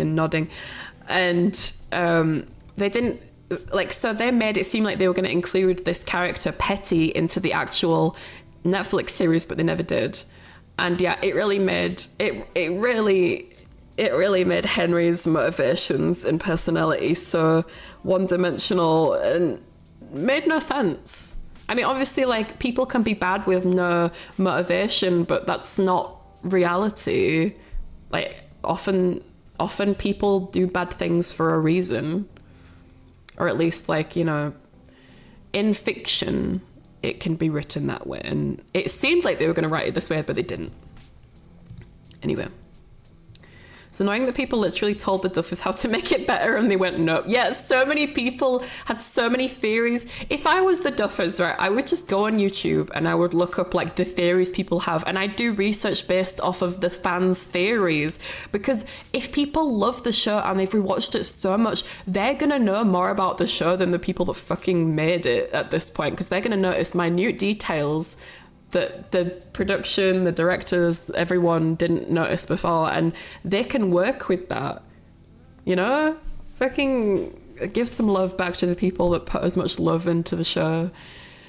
Anyway, 27, unknown man with a suitcase. Who he is and why Henry kills him are never explained in the series. This moment is presented as significant but is left completely without context. Once again, this contradicts the claim that additional material is not necessary for understanding the plot. Yeah, so there's a specific part of Henry's mind that's like a bad memory that he can't go into, which is where the kids hide. It's where Max and Holly hides. And the memory is Henry being a little boy and killing a man with a suitcase that has like a glowy red mind flare rock in it. And we can only assume that this is tied to a spin-off that's going to happen, but we don't know, and we don't know what that is. It's not, and it's not explained why Henry beats the man with the suitcase to death with a rock. After he, sure, you could say it's self-defense because the guy with the suitcase shoots Henry through his hand, and then after the fact, Henry smashes the man's head in with a rock. And for some reason, while the man's dying, he like talks about like, be careful with the rock or whatever. I don't remember what he says. But like it never gets explained. It doesn't make sense with the plot or the any of the writing, anything. I can feel a spin-off coming and I'm not gonna watch it. I refuse to watch it. I'm not giving this series and the Duffer Brothers, the fucking slop brothers, any more of my time. Okay. 28. The vision Vecna showed Will was never revealed. We see Will experience something profound during the trance and after, but the show never returns to it. So it's assumed, I think it's assumed that, because Vecna says to Will that everyone's going to hate him and he's going to use his own fears against him. And Will's fear is ultimately that people are going to hate him if they find out he's gay. And he like shows him a trance of like what's going to happen what's going to happen and what I'm going to make happen, but we don't get shown it, and it's not like we need to get shown it, but the show never returns to it. Like it never says like after Will comes out to everyone, he doesn't say anything like this is what I saw in the vision, and he says like I'm not scared anymore, like I'm not scared to like tell you this anymore. Vecna can't use my fear against me, but like they never come back to this trance that Will was so terrified of that he was crying blood from his eyes. Okay. 29. The fate of the children while they were in Henry's key memory remains unknown. The kids were planning to escape through the portal, but what happened to them is unclear. Besides, how would Derek have gotten through in the first place?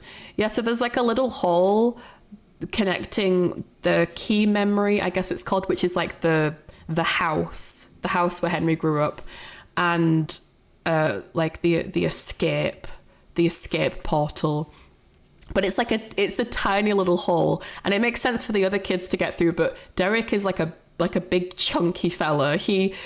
It would not make sense for him to get through. And yeah, we don't know how they escaped through the portal. We don't know how they got out. It doesn't make sense.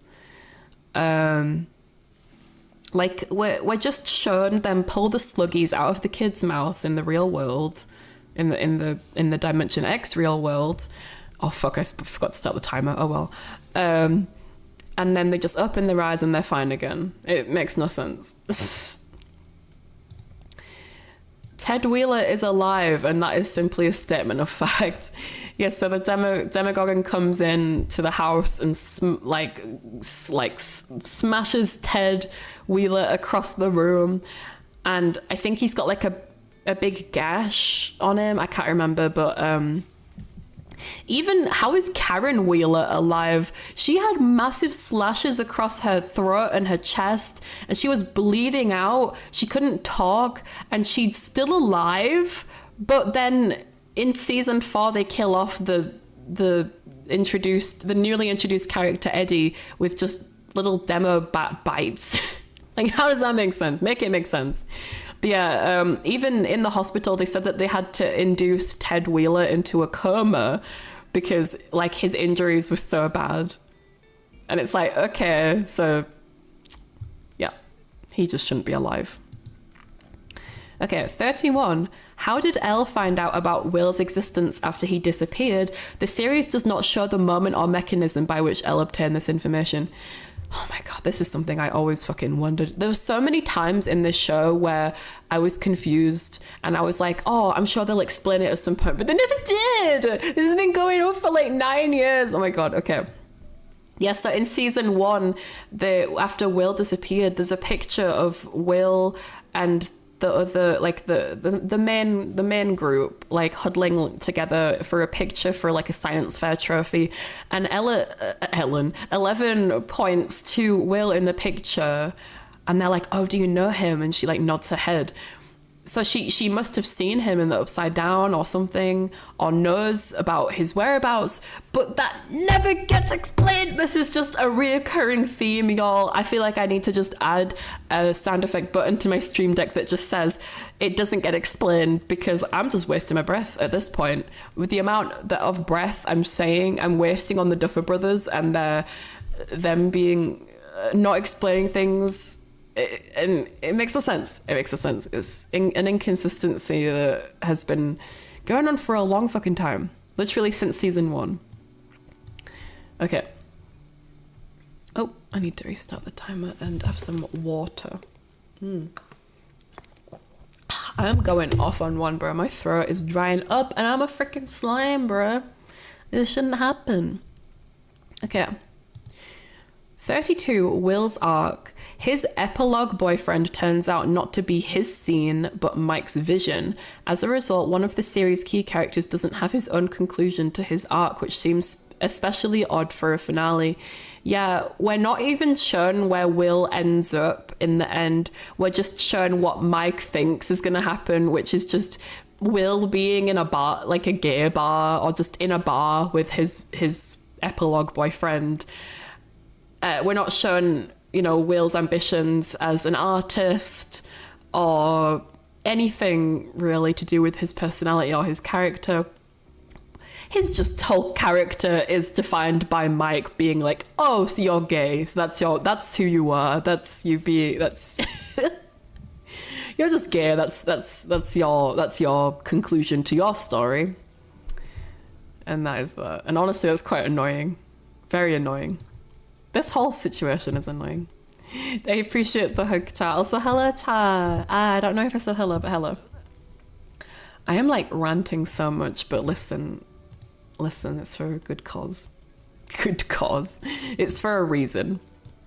33. Why did they show Henry's school memories? We're shown scenes of his life in high school with his parents, but this information isn't used further. It doesn't impact the plot or his character development.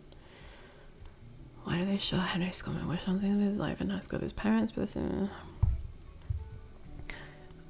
To be honest, I don't remember the school memories. I remember them showing like Joyce in the same school as Henry and everything. I think, no, I do remember them showing footage of Henry being in school, because it doesn't make sense how he can be in school but also be raised in the lab, in Hawkins' lab. Because in the show they've said that, like, they've shown at least that Henry was raised in the lab, but then in other instances they're shown that he went to school like a normal kid, and it doesn't make sense. Yeah, I'm gonna need to maybe talk about this post-production, because I don't know what this means fully. Okay. 34. Why couldn't Mike hug Will at the airport? This moment is emphasized visually and emotionally but receives no explanation or continuation. Why then emphasize it? Yeah, this is like a furthering on from the previous points about Mike acting very weird around Will for no reason. Whether it's queerbait or if it had some kind of relevance, we'll never know. Okay, 35. The promised most cruel death never happened.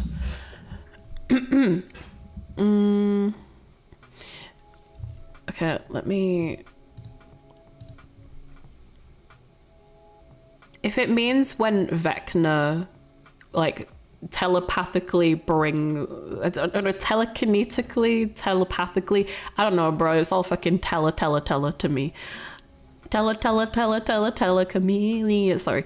The most cruel death was for the show itself. Damn! Sheesh! Someone get him to the burn ward. Get the Duffer Brothers to the burn ward, because god damn, Leon. Sheesh! I think this is a quote from when Vecna brings Will up to his face and he's like, I'm gonna give you like the most cruel death. And obviously that doesn't happen. Like basically no characters die in the final season other than maybe like background characters and Callie, who we hadn't even seen other than one episode in season 2. And I think most of the fan base just assumed that she'd been retconned, so her death was pretty pointless. But yeah, this never happened. 36. How did they explain to Hawkins that Hopper was alive? Considering he was officially presumed dead, the lack of explanation for the town and surrounding area seems like a major plot hole. Yeah, Joyce even tells Hopper when they first meet up again in season 4 that they had a funeral and that like everyone showed up, and like when Hopper calls the town to, because they have some kind of one of their millions of plans in season 4, he calls the town, he calls Hawkins to make some kind of like to have some conversation with someone. He said that he spent most of the time just trying to convince them that he was who he says he was, because he was announced dead. It never says how the town just accepted that Hopper was alive again. Like they explained Will coming back to life by being like, oh, he's a zombie boy. Like I think they say it in some like newspaper article if like you zoom in maybe, but I don't know, this is me theorizing, but it probably just says something like it was like he just came back to life. Like it was like he wasn't actually dead. He came back to life miraculously. They didn't say anything about that for Hopper. They didn't say like, oh, Hopper, zombie Hopper, Zopper Hopper, or anything like that. They made no reference to that. They just like, oh, he's back. That's it. Even Max sees that Hopper is back in the hospital when she wakes up, and for all she knows, he's dead because, you know, he died. Like he was pronounced dead in season 3 where Max was last conscious. Season 4. Oh god, I can't remember, man. It's all such a mess. I'm just gonna move on to the next one. November 6th didn't play out at all. The date, which was repeatedly emphasized as symbolic and key, ultimately received no plot weight and was not used in the finale. I'm not sure what this means. Conformity gate theorists in the chat, can you help me out? Because I don't know what this means. Again, in post, I can look into this and have a little bit of insight into what this is, because if it's some kind of like I saw conformity gate theorists talking about how there was like Morse code for different dates and statements and things. If this is one of those things, I have no idea what this means. Okay. The canonicity of the first shadow has no consequences. If the play is canonical, why aren't its elements integrated into the series? Henry, who is supposed to be the victim in this story, is never redeemed. Patty, okay, so it is Patty. Patty, a symbol of light and love, doesn't appear or even get mentioned. There are almost no parallels or echoes between the series and the play. Yeah, I mean, why does the play even exist? I mean, we already talked about this earlier, but yeah, it makes no sense why they don't bring Patty into the story, because she's supposed to be a redeeming factor in Henry's life. Henry is a victim. Henry is supposedly a victim in the series too, but we aren't fully shown as to what extent, why he's a victim, how he's a victim, what happened to him fully. I feel like I've got to go watch this play to even understand how he's a victim, because I don't know how. Okay. 39. The Mind Flayer is defeated too easily. Oh my god. Let's see. November 6th was important? Yeah, I don't know what it means. I don't know either. The cruel death was the death in our faith in them as a writer. Damn! And it's two people as well. Can you imagine having one brain cell shared between two people? Well, don't need to imagine, because this is reality. Duffer Brothers. Get the fuck out of here. They're making like another series that's supposed to be like basically like Stranger Things, but in like an old people's retirement home.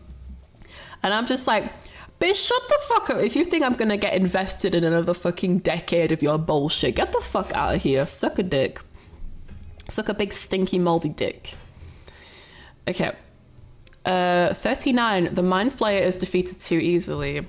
He's positioned as the most ancient and powerful entity, yet his defeat takes less time and effort than the fight against Billy in season 3.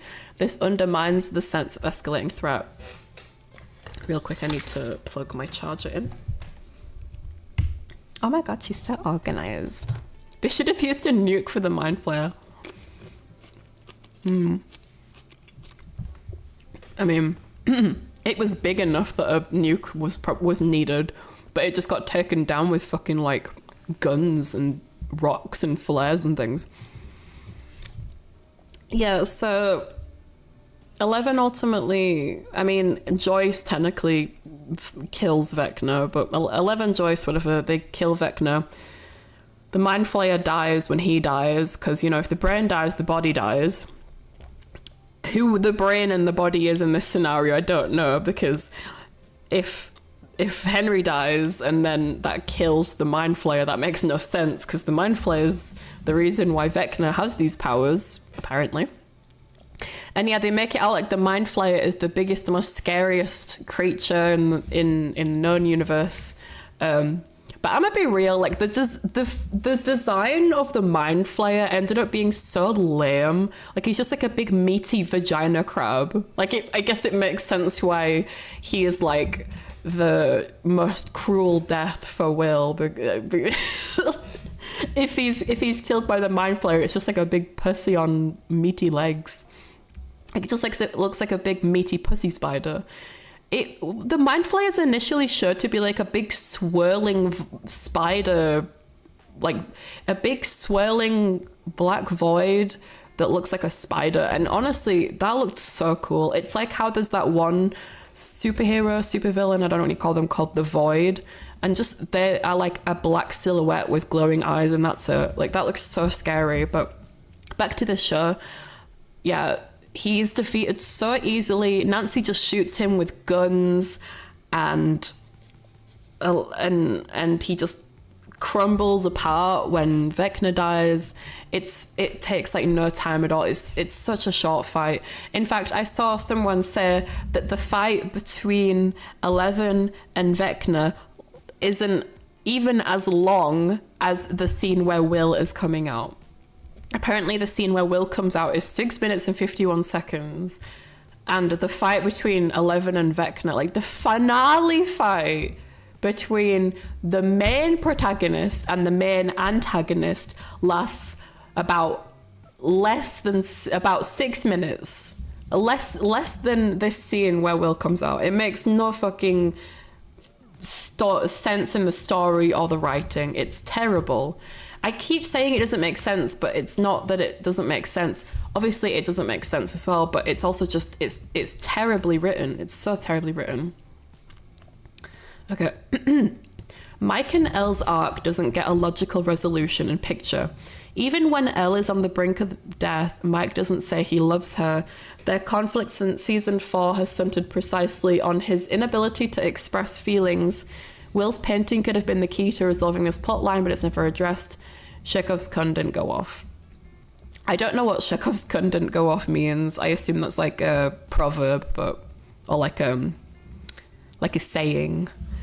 But yeah, even before Elle dies, Mike is just like, no, please don't do this. Please don't do this. He doesn't say like I love you or anything when she's like about to kill herself, and it's like, bitch. Makes no sense for his character to not be able to say I love you to 11 at the pinnacle point of their relationship. Like they're about to never see each other again. Yeah, say what you will about the writing of certain other shows, some of their big bads take an entire season-long fight scene to take out. The Mind Flayer just goes out like a chump, yeah, for real. And Vecna too, like, Vecna's head just gets axed out. Like, if Vecna gets, like, pulled onto a spike, and he's like, oh, I can't get up. I've fallen and I can't get up. And then Joyce just axes his head off, and that's it. He's done. He's done. And lamest fucking fight of all time. The logic of time in the this will be upside down. The logic of time in the upside down contradicts itself. The upside down is stuck on the day of its creation, yet it reflects the day of the snowball. Why? We get no answer. Also, how did Joyce communicate with Will through the garlands of the wall? And how did Joyce communicate with Will through the garlands if the wall was painted after the Upside Down appeared? If the Upside Down was stuck in time, Will couldn't physically see the wall or interact with it. So we're told that because the Upside Down is in a wormhole, it's stuck in time on the day of its creation. So, I don't know, a few years ago, whenever. The day of the snowball, I guess. And when Joyce is trying to communicate with Will when he first gets kidnapped in the Upside Down, she draws the alphabet on the wall that you see here. She draws this alphabet on the wall with LED lights so he can communicate with her, like this. But he wouldn't be able to see that in the Upside Down based on the knowledge we get from season 5, in that it's a wormhole created a few years ago. Because, you know, if she painted that, it would take a few years for Will to be able to see it or interact with it. It wouldn't be able to. He wouldn't be able to spell out run when the Demogorgon is about to get her. Oh, my neck. Oh, my fucking neck. Oh, Jesus. The Duffer Brothers are causing me physical pain.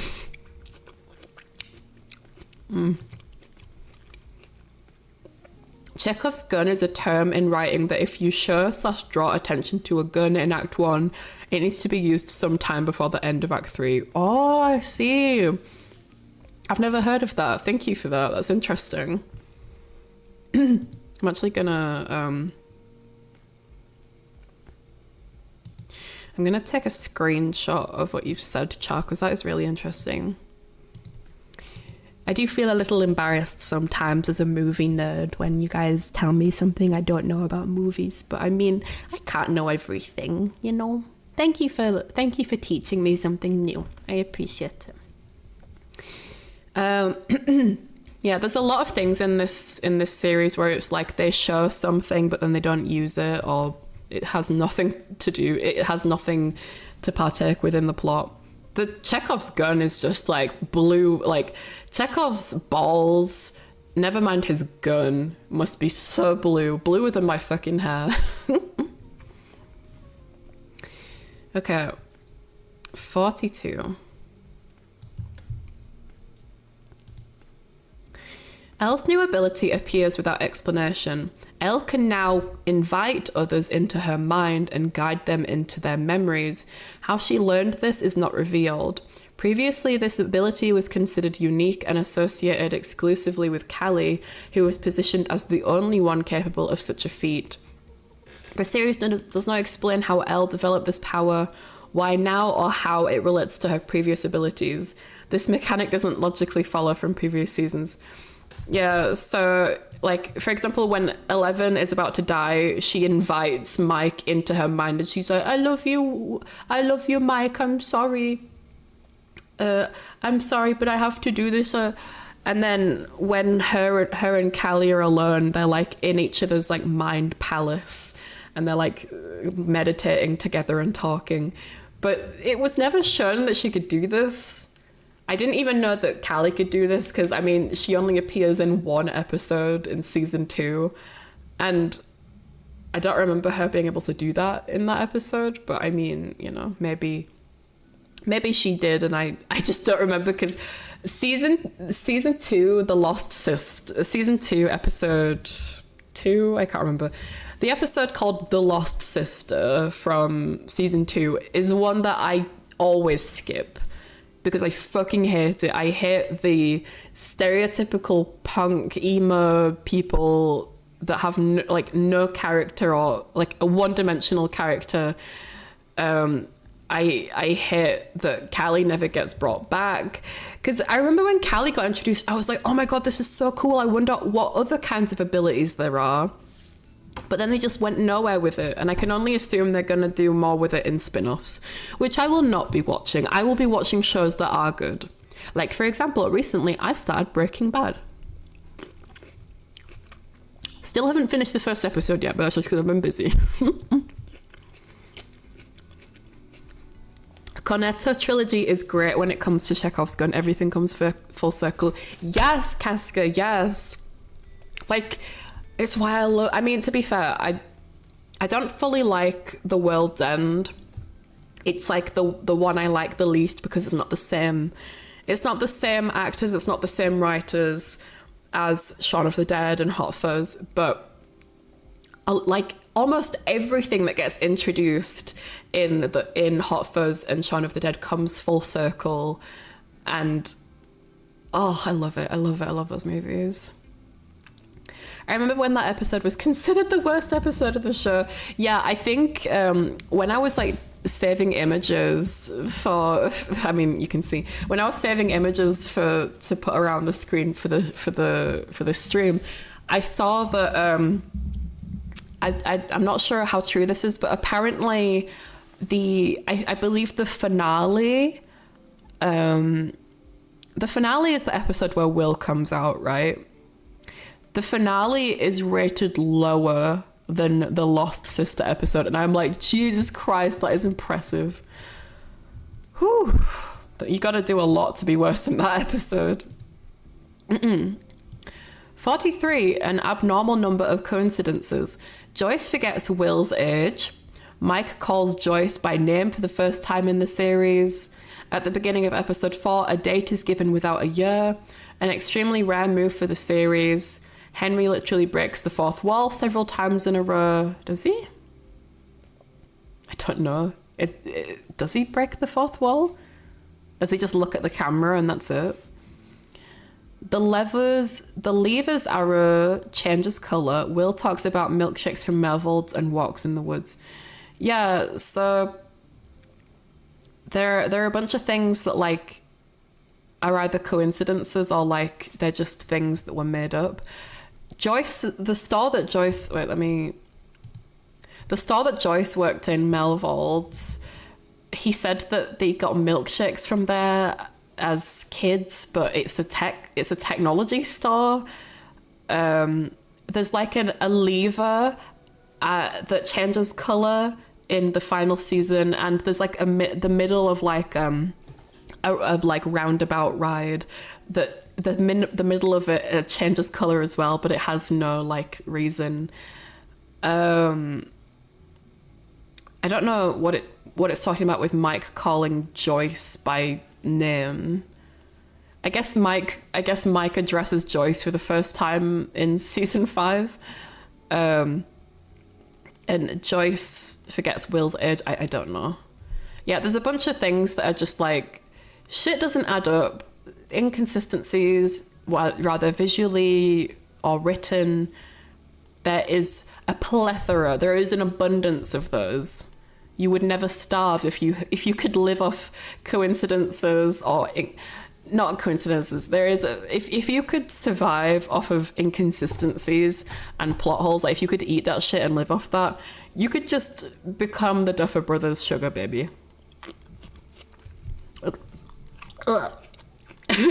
Excuse me. Start choking on a fucking grape. Okay. 44. The military plot of the 5th season turns out to be pointless. The entire conflict with the military leads to no consequences. Ultimately, they simply forgive the gang despite the deaths of numerous soldiers and the destruction of billions of dollars worth of research. This completely nullifies the drama and stakes of the storyline. Yeah, there's like basically no tension at all if the main characters we follow can, like, they can't die. Like the Duffer Brothers refuse to kill off any characters because it's quote unquote too dark, even though this is supposed to be a horror show. Nancy kills multiple military soldiers with like guns, and she just doesn't have any kind of, she doesn't go to prison, she doesn't face any consequences for that. And as a whole, the gang, when I say the gang, I just mean like the main characters, which the main characters are so many fucking characters at this point. But like they blew up like the wormhole that they probably took billions of dollars worth of research and countless time to forge. And they're just fine. They just go off and live their best lives and go to university, become sex education teachers, become radio hosts, go to all that good stuff. They have no consequences or anything. As this says, it completely nullifies the drama and stakes. I think everyone agrees that World's End just didn't have the same charm. Yeah, it really didn't. I mean, they were trying to go more of like a dramatic way, I think, with the character, the main character, Gary King. Excuse me. I need some water. Oh god, I just smashed my bottle so hard on my lip. Ow. It seemed like they were trying to go down like a more intense, like deeper route with the character of Gary King, like him being like a recovering alcoholic. But like they didn't really just like this show, they didn't really put much thought into it. It didn't really like matter. Oh, it did matter, but like it didn't. I guess like Chekhov's gun, there wasn't anything really leading up to it that made it impactful enough for the story. I kind of wonder if an ending where they forgot all the characters was inevitable when they had so many. I mean, the thing is though, like they most likely have like a production team keeping track of everything. Unless it's the production team that's at fault here, but I mean, the director surely is ultimately the people that should be keeping track of this shit. Anyway, Will's happy ending is not his happy ending. I think we already saw this. Will is technically given a positive ending, but it doesn't align with his arc. The Duffers claimed the series began and ended with Will, but that's not actually the case. His story never receives a meaningful, fulfilling conclusion. Yeah, as I said earlier, we didn't, as I mentioned earlier, we didn't receive any kind of, like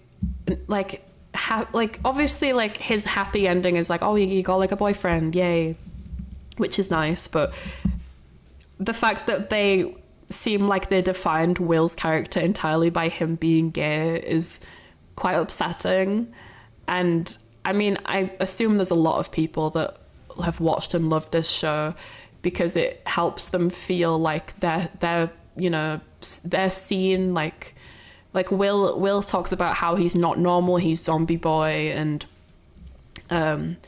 he's you know, gay, and there's probably a lot of people in the world that can align their own like their own self with Will. Like, they don't feel normal, and maybe they're you know, gay or on the spectrum, like anything. And the fact that they didn't give a positive ending to Will, who went through so much in the story. I mean, they like give him a boyfriend and everything, which is nice, but like, we didn't see his career as an artist go anywhere. We didn't see we didn't see what he pursued in life, what kind of job he got, anything. We just saw, oh, he's gay and he got a boyfriend. That's it. Never a good idea to resolve a character's arc by just giving them a love interest. More of a love resolution than a love interest. Yeah. I think if the Duffer Brothers think that for someone to be complete, then they need to have they need to have another person to love, then that is like, there's so much I want to say about this, but I don't have enough time. But them thinking that like, oh, he's gay, so that means his happy ending is him getting a boyfriend, yippee, is really sad, because they obviously just don't understand gay people.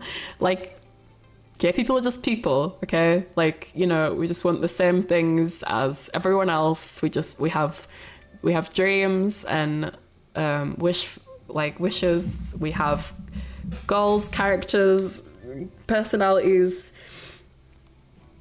I need to stretch. But no, his story is just ending with, God, I need to blow my nose. His story just ends with, oh, he has a boyfriend. It's like, I loved that, like, Will was like he loved like making his rainbow ship with all his colors, and he loved to draw like his D&D characters. And because like as an artist myself, growing up loving to draw and that being like one of my favorite things in the world, it made me feel happy, like seeing like someone like grow up and really come into their interests, like really what do you call it, really strengthen their interests and have that be a big part of their life. But that wasn't how his story, and his story just ends with, I have a boyfriend. Anyway, next, 46. Inconsistency with the nature of Vecna and the Mind Flayer. It was previously emphasized that cold is their natural environment. Why in the finale are they in a supposed desert? This change in environment is not explained and contradicts the previously established rules of the world. Whenever we've been in the Upside Down, or the wormhole, whatever you want to call it, it's always dark, bleak, cold. There's always like particles like floating around everywhere. And maybe that was just from the wormhole, but we've been told that the Demogorgons, Demodogs, Demobats come from this other world, Dimension X, and they you know, they live amongst the creepy vines, the slime, the sludge, and yeah, it's cold. It's where it's dingy. It's dark. It's like where you know, where like think like does it seem it's like not. It's not a nice place. And the fact that the final fight with Vecna and the Mind Flayer is conducted in like a desert. I've seen people say like, oh, well, technically you can't know the temperature of this planet. Maybe the planet is cold and it just looks warm. It's a different planet. We don't know what temperature it is, but like there's nothing that indicates it would be cold. Like we don't see the characters going like, ooh, or like shivering, or we don't see particles, we don't see slime, we don't see sludge, we don't see any indication it's cold. It's like a big sandy desert where there's like, I know that you can get like sand in cold places, like if you get stranded in like the Sahara Desert at night, can't you like die of like hypothermia? Like, yeah, sure, but like visually it just is bad. It's so bad. But it's a really strange, like, it's a strange change of scenery when Will this whole time has been like, he likes it cold, and you know, the mind flayer appears when it's like dark and cold, and you get it. Okay. 47. The line of distinction between Callie's abilities leads nowhere. Oh my god, here we go. We're specifically told that Callie has different abilities than the other children, but why emphasize this if it just has no bearing on the plot or the final confrontation? She just dies. Oh my god, I need more than a minute and a half with this. Yeah, so it's never explained how Callie has Callie's powers are like, she can like make you see visions of things like butterflies, people in your life that terrify you, all kinds of things. She can do all kinds of stuff with just, she can show you and things, make you see things. But everyone else's power that was raised in Hawkins' lab has Henry's power because they have his blood. They have the like telekinesis and all that sugar, all that stuff. So it's never explained how Callie has different powers. Like maybe if they talked about her being an anomaly, because, you know, biological anomalies can happen. You know, DNA and DNA structures, like genetic structures, are complicated, and, you know, sometimes, you know, it's like code, right? Errors can happen, like, you know, chromosomes can go missing, things can, you know, things might not go like how they're supposed to, but they don't explain it at all. They just have her come back for a way to tie up the ending, and then she just dies, and that's it.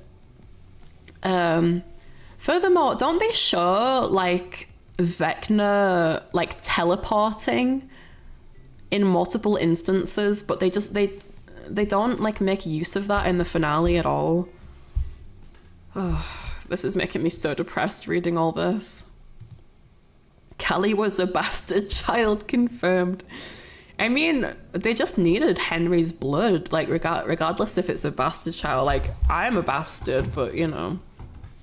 Oh, I don't know what my point was.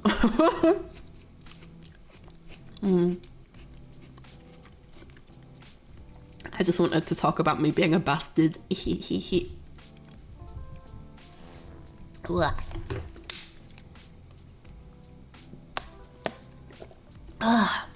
This next one is, I'm gonna get angry at this next one as well. Okay, next point. 48. Complete disappearance of the Russian line. The Russians, who played a huge role in season 3 and directly influenced the development of the conflict, never appear again. Their contribution to global events is simply cut short without explanation. They don't even bring them back for season, like, do they bring them back in season 4? I don't think they do. Season 4 and 5 were not shown anything about the Russians. Maybe in season 4, like when they're trying to capture 11, but like in season 5 they just have it as, oh, it's just the military trying to get 11 now. It's not the Russians. They don't have any kind of conclusion about the Russians not wanting to get 11, like access to 11's power anymore, or access to the Upside Down anymore. They're just like, oh, they just gave up. They just stopped.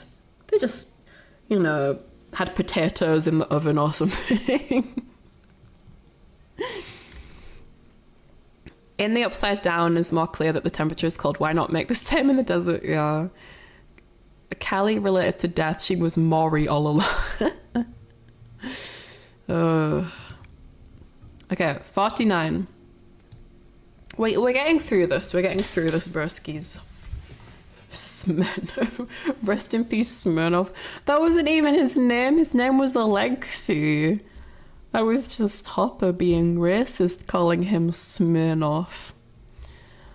1, 1 second, please.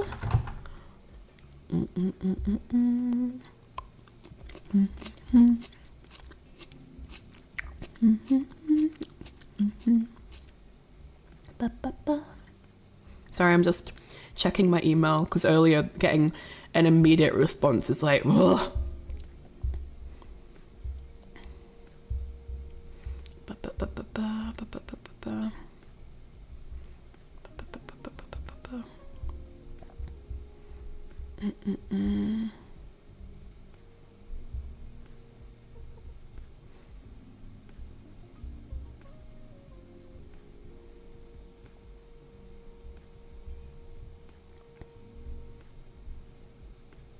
Sorry, y'all. Business snail is being business. Okay, right. Let's get through this, y'all. Oh, munch. I'm surprised we're getting through these so quick. Actually, hey, listen. If we do the maths, we can do it. I believe. Okay, 49. Breaking the fourth wall through Lucas. Lucas's line, "I don't believe in coincidences anymore," sounds like a direct commentary on what's happening. Meanwhile, the series itself presents the events as yet another coincidence, a meta commentary with no meaningful follow-up. Yeah, again, like, just because people in the show are like, "Ooh, I don't believe in coincidences," or isn't there supposed to be vines or demo dogs here or something? It doesn't, like, or is it okay to breed the particles? I don't know. It doesn't make it okay, just because the characters talk about it, it doesn't make it funny, or it doesn't make it like good writing. It makes it lazy. It's very lazy. Okay, 50. Inconsistency involving Callie. How could Callie have used her powers to help Elle if the lab had been blown up earlier? The timeline of events doesn't add up and there's no explanation. Yeah, also, how could Callie help Elle if she's like dead or dying? Because she got shot in the stomach and she's like dying. Like by the time 11 like is like about to, you know, like salt herself, Callie must already be dead. There's no explanation. Like, the unclear moral of Odie's arc. Who the fuck is Odie? Who is Odie? Like from Garfield? His name was Smirnoff. Fight me, ooh. I will not fight you because you're a sluggy and I could never hurt the sluggies. I could never. However, you are a little... And I will... You senseless. If unless you bring me some cucumbers or some more grapes or something. Me saying I will you to the sluggies isn't exactly a threat either.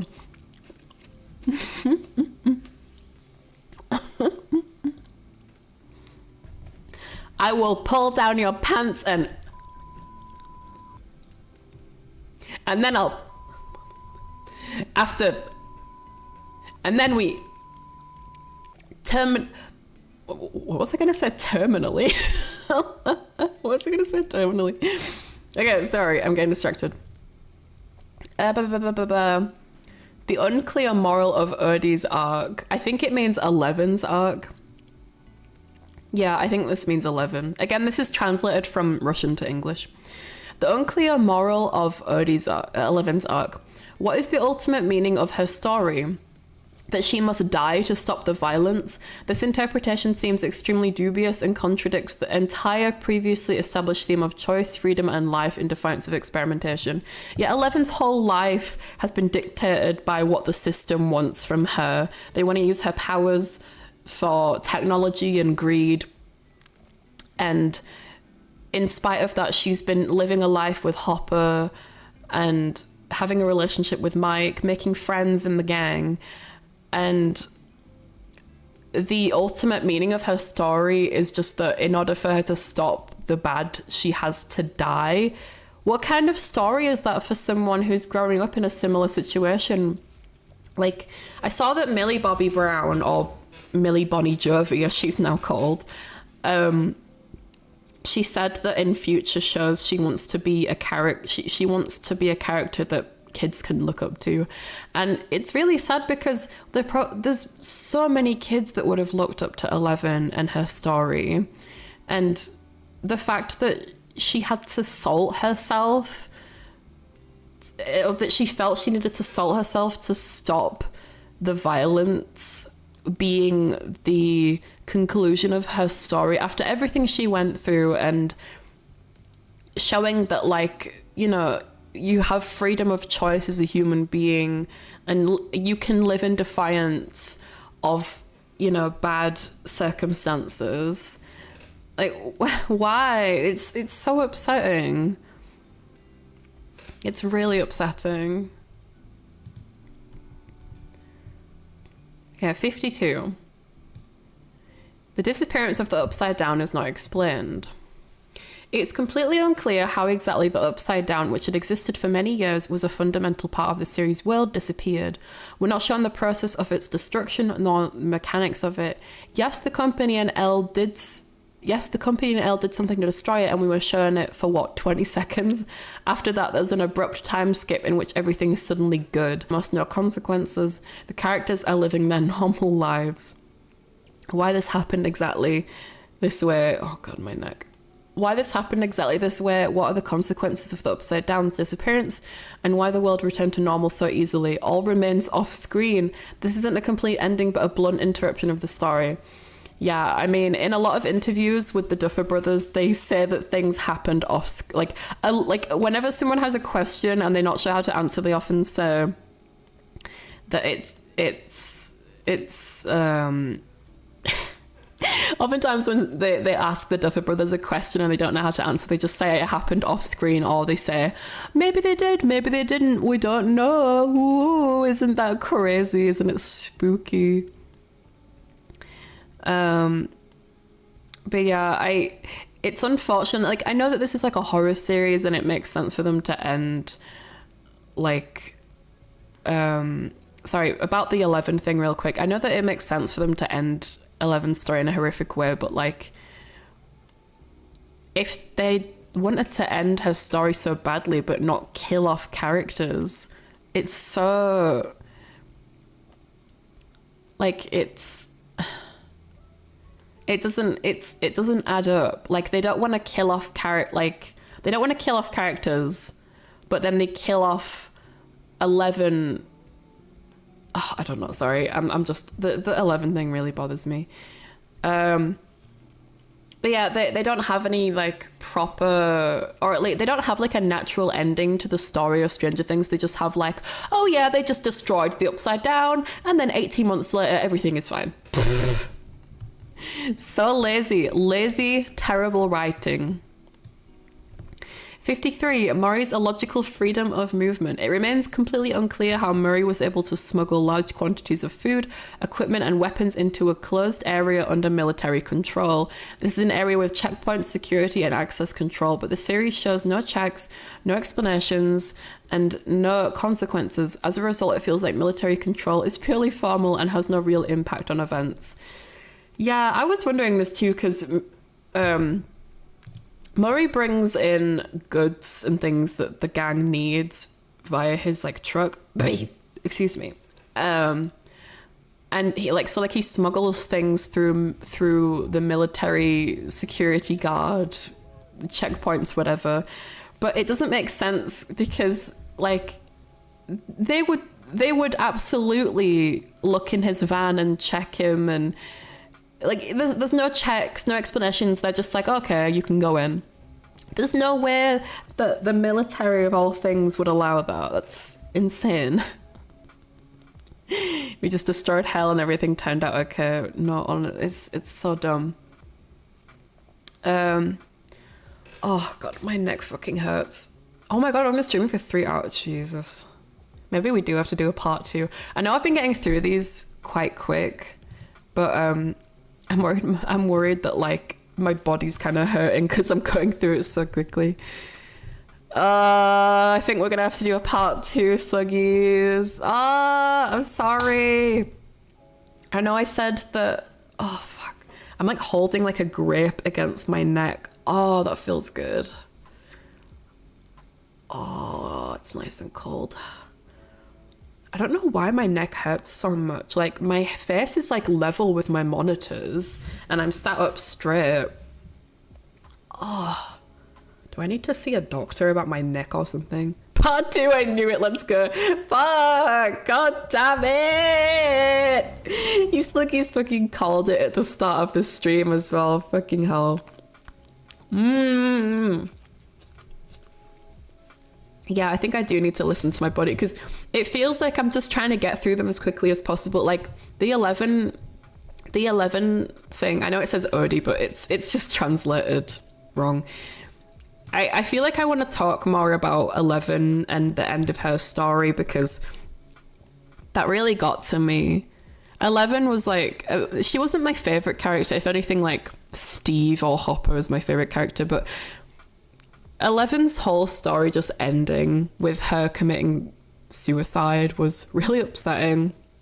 As someone who has had these thoughts and, you know, has these thoughts sometimes now, like, you know, and it upsets me that, like, if there's kids growing up watching this show or people that really looked up to 11 in this show, that I don't want other people to suffer because of, like, the end of this character. And I know, like, there's nothing I can do about it, but I can't help but be sad and think about how the Duffer Brothers ended this show. Like, they didn't, I don't think the Duffer Brothers realized the true, like, the true circumstances of ending their show in such a lazy way. It's been a show that's been going on for nearly 10 years and so many people have been so invested in it, like, fully, like obviously if, like, you have your life surrounded by any kind of fiction, you've got to tread lightly because it, you know, fiction and reality is very different. But if so, like, as someone who has been involved, like, invested in the show for a while, even through its many faults and inconsistencies and plot holes, I'm thinking about, like, a younger audience that is watching this. Like, in the behind the scenes documentary One Last Adventure, the younger children that are shown in the series are, like, they're talking about the show like, oh yeah, I'm on season 2 right now. Like, they're, like, really excited about watching the show, and I'm thinking about, like, the effects of being, like, because I didn't start watching this as a child, I started watching this as an adult, but I'm thinking about a child watching this and becoming really invested in the character of 11, and, you know, and then ultimately, but, like, her story ultimately ends in such an unfinished way, and, you know, it's really sad, like, because, you know, she was someone that, like, kids in unfortunate circumstances could look up to, and the fact that in this scenario she needs to fix the unfortunate circumstance by killing herself, that's horrible. That's so horrible.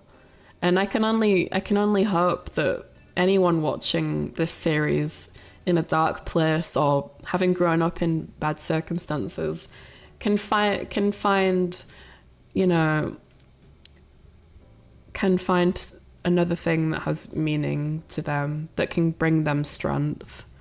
Because the Duffer Brothers can go fuck themselves, truly. I goddamn hate these bastards. I hope that this situation of, like, I hope that all the hate that they've been getting online fully traumatizes them, and they never make another thing again. I know that they're currently making things, so I'm basically wasting my breath, but I want them to not be able to sleep at night. I want them to never ever get any proper sleep. Salting yourself is never the answer. Exactly, like, but the thing is that's how they ended 11's story, is being like, this is the only thing you can do is just salt yourself and that'll fix everything. And as someone who, you know, faces really intense anxiety and at times depression, I've often had these thoughts myself, like maybe the pain will stop this way, maybe everything will be better this way. But that isn't a conclusion, that isn't a solution at all. And the fact that they made this as, oh, this is the solution to fix everything, is someone salting themselves, is like, the Duffer Brothers don't understand gay people. They don't understand gay people at all. They don't understand people who have been raised in terrible circumstances at all. They don't understand how to write. They don't understand how to read. They don't.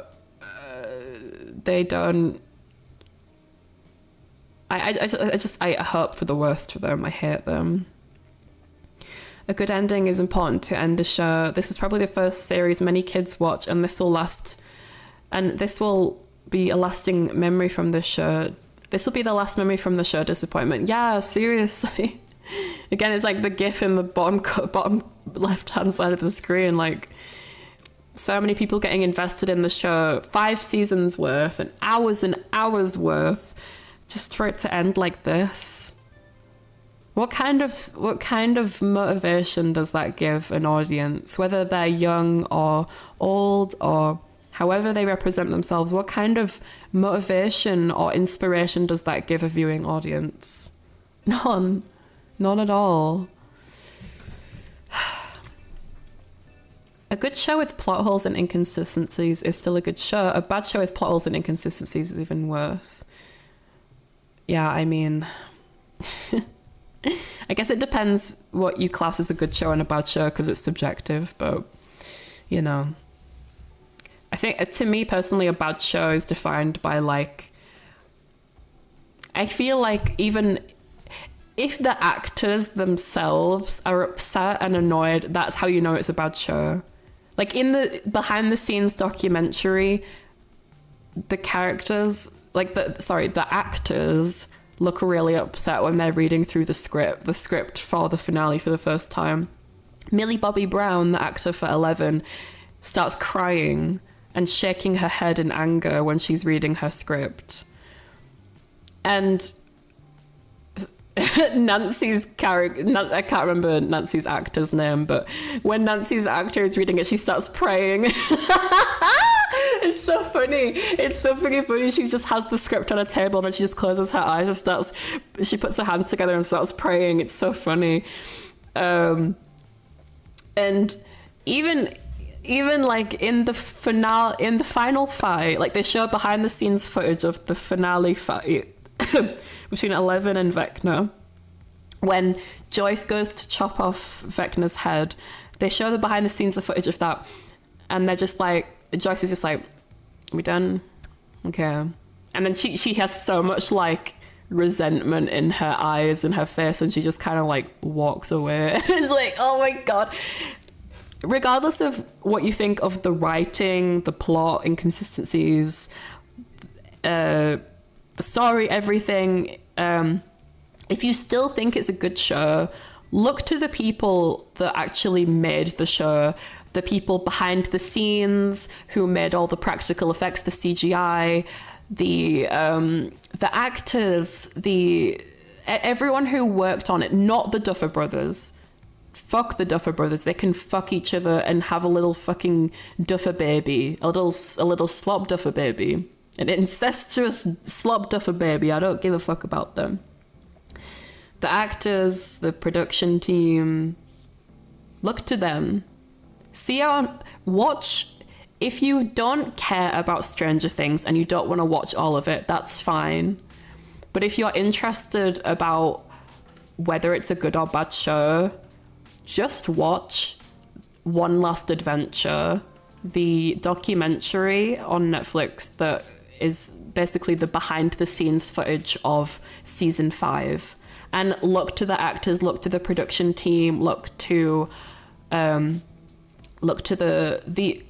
people that were trying so hard to tell the Duffers, like, no, don't do this. This is bad. look to them, because they are the foundation of this show. Look to them. They were clearly unhappy, overworked. Most of them didn't even know what was going on the whole time because they didn't have a script. Like, if you didn't know this, the production of season 5 actually started before the script for the finale had been written. And if that isn't a bruh moment and tells you about how bad the show ended up becoming because of the Duffer Brothers, then I don't know what does. Yeah, I remember watching behind the scenes script reading of Game of Thrones and everyone just looking so bored and disinterested by the end. It would be funny if they got the character for Barb to read the script for her. I'm still dead. What? I'm confused. But yeah, I think there's so many things I have to say about this, but when I got to this point here, talking about 11, and I continued, I realized as I was continuing on, like, I had more to say about this, and I probably still do, but I feel like I've said everything that's on my mind with the ending of 11's arc. I can't just summarize that in a minute and a half because that really hurt me, like the ending to 11's arc, and probably has hurt so many others, and I can't stand that thought. So we're gonna continue this in a part 2. We've got we'll start with, because this is like the first one on this page, I guess we'll start with this one, 51, and then we have another 33, yeah, 33 points. Oh, there's some pictures. Okay, interesting. We'll figure out what's going on with that. We have another 33 points to get through, and we're going to do that in a part 2. And we can do that tomorrow. And if we have extra time as well, we can mess about with the 3D model. Ooh. If you didn't know, I have a 3D model, and I've had a 3D model for a while now, but I've only figured out very recently how to calibrate it and use it. So if we have, if we have time after we finish this tomorrow, which, I mean, seems likely because we got through 50 points in under 3 hours. Oh, in about 2 hours, actually, because I don't think I started talking about this until an hour into the stream. Oh, God, my neck. Oh, fuck. 3D model, yes. Yes. I have a 3D model. And she's so slimy and gooey. And I can't wait for you guys to officially meet her. If we have time tomorrow, I will get out the 3D model. Oh, yeah, it should definitely help cheer us up. I'll even change the thumbnail a bit so that, like, it includes talking about Stranger Things plot holes and 3D reveal so that we've got time. Okay, right, y'all. I'm gonna go rest my neck. I'm gonna go pee. See how Sunny doing. The boy. How's the boy? He just looked up at me and then put his head back down to go back to sleep. He's good. But thank you guys for listening. I'm sorry if my ranting can come across a bit aggressive sometimes. My ranting comes across as so aggressive, but it's for a good for a good reason. When you've been invested as a stranger, as a fan of a show, for example, for so long, and then it just ends so poorly for no good reason, it's just you just want to let off some steam, you know. But yeah, hopefully tomorrow after we've gone through this list, we can cheer ourselves up with the 3D model, mayhaps.